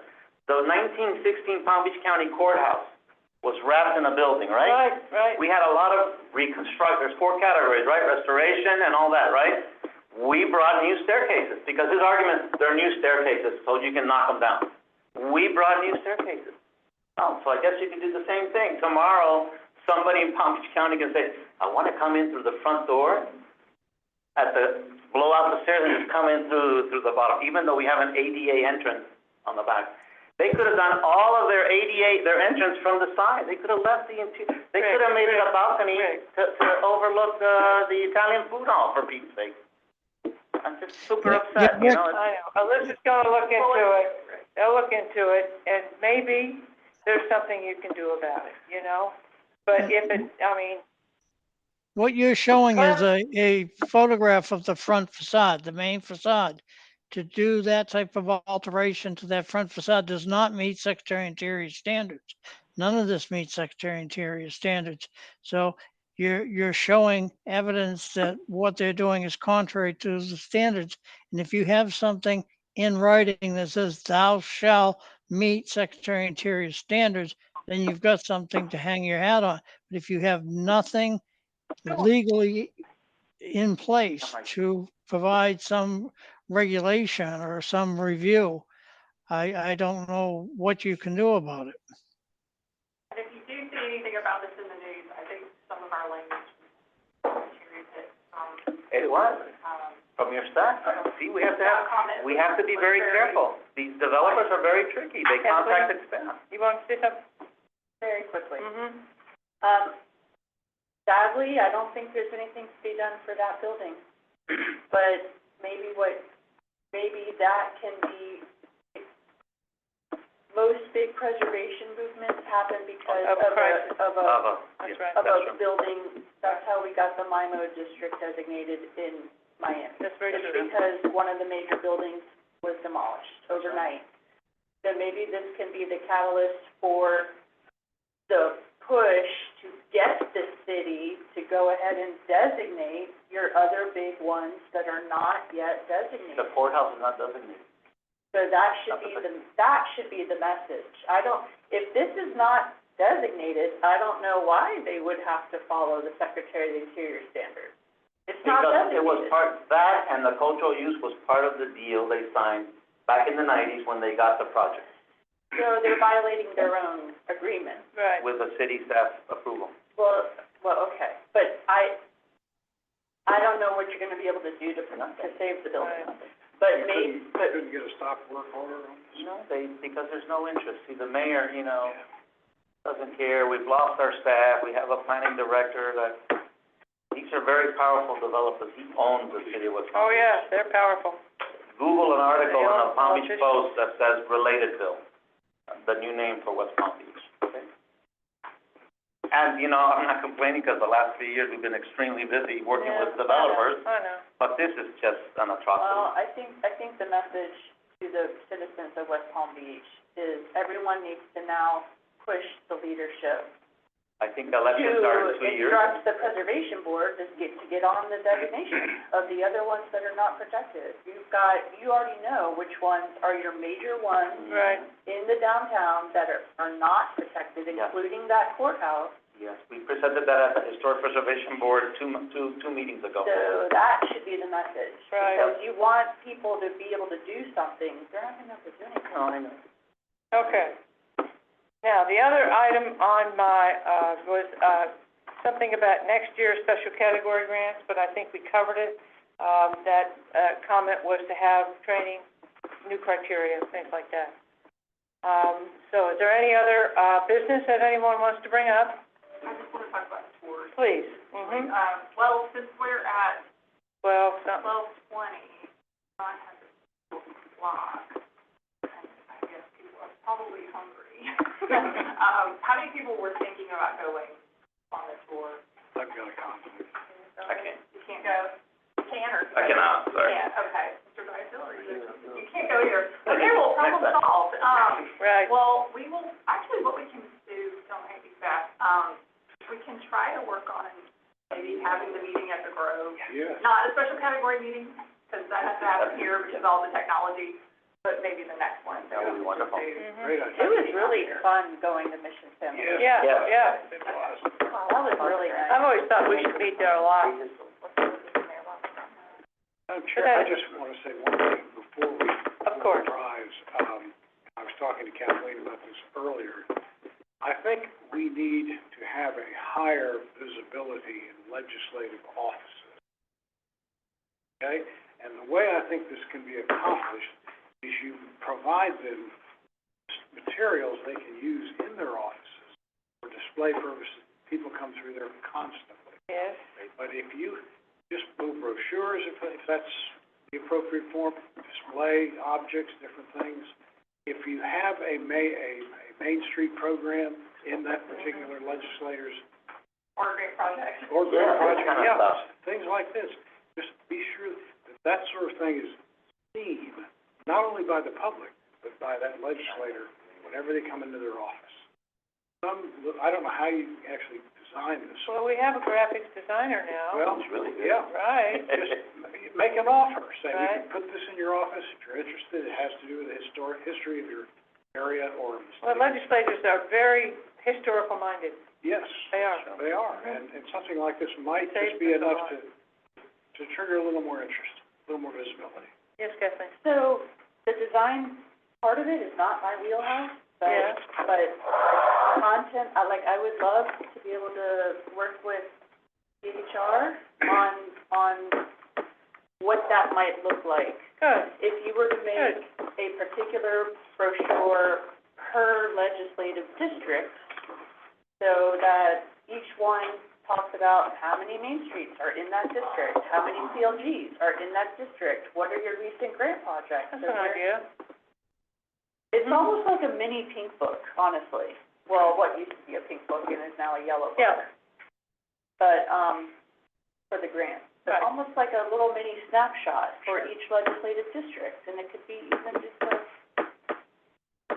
Mm-hmm. The trust might help on that. can I do that with them? Yes. Would you do that as a special task, Yes. assignment? Yes. Thank you. I would love that, Good.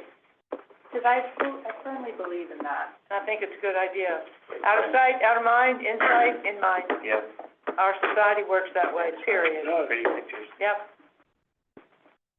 Good. These are Thank great, these little thingies that you guys Yeah, do. that crack, oh, those cracks on the Right? White House, oh my God. Thing, that's amazing. Yes. Sarah? Okay, just a little housekeeping. People who traveled and are getting reimbursed, please make sure that you send me, I saw yours, send Thank me you. your hotel receipt and your fuel receipt. Now we need fuel receipts again. We're going back to. Oh, Yeah, we're back to story. Not I will mileage? apologize, there's just been a. Sorry? Not mileage? Not mileage anymore. I have Right, been we can't pay directed to you- do differently Yeah, we again. can't pay you mileage anymore if it's more than the state rate on rental car plus, So you'll get the rental rate and your fuel reimbursed. I guess that's on the. I didn't save my receipt. Well, if you've got your credit card or. Okay. I got the credit card. Okay. Send that. It was that. Yeah, that works too. Yeah. We have like a lost receipt form, so if you Yeah. have it from your, I know that's a pain. That's But all I right. can fill out the lost receipt form for Okay. you if you just send me the proof that you paid it. Yeah, Okay. yeah, I will. Yeah. All right. So, is there any public comment? Anybody on the line, in the room, wants to make a comment? If you'd like to unmute yourself and make a comment, please feel free. I don't see any movement online. Thank you. All right, so I do believe that we've done a lot of good business. Thank you very much for your time, and, we are adjourned. The National Register Review Board will reconvene at 1:30 right here. In an hour. Huh? 1 hour. We got an hour. I gotta go to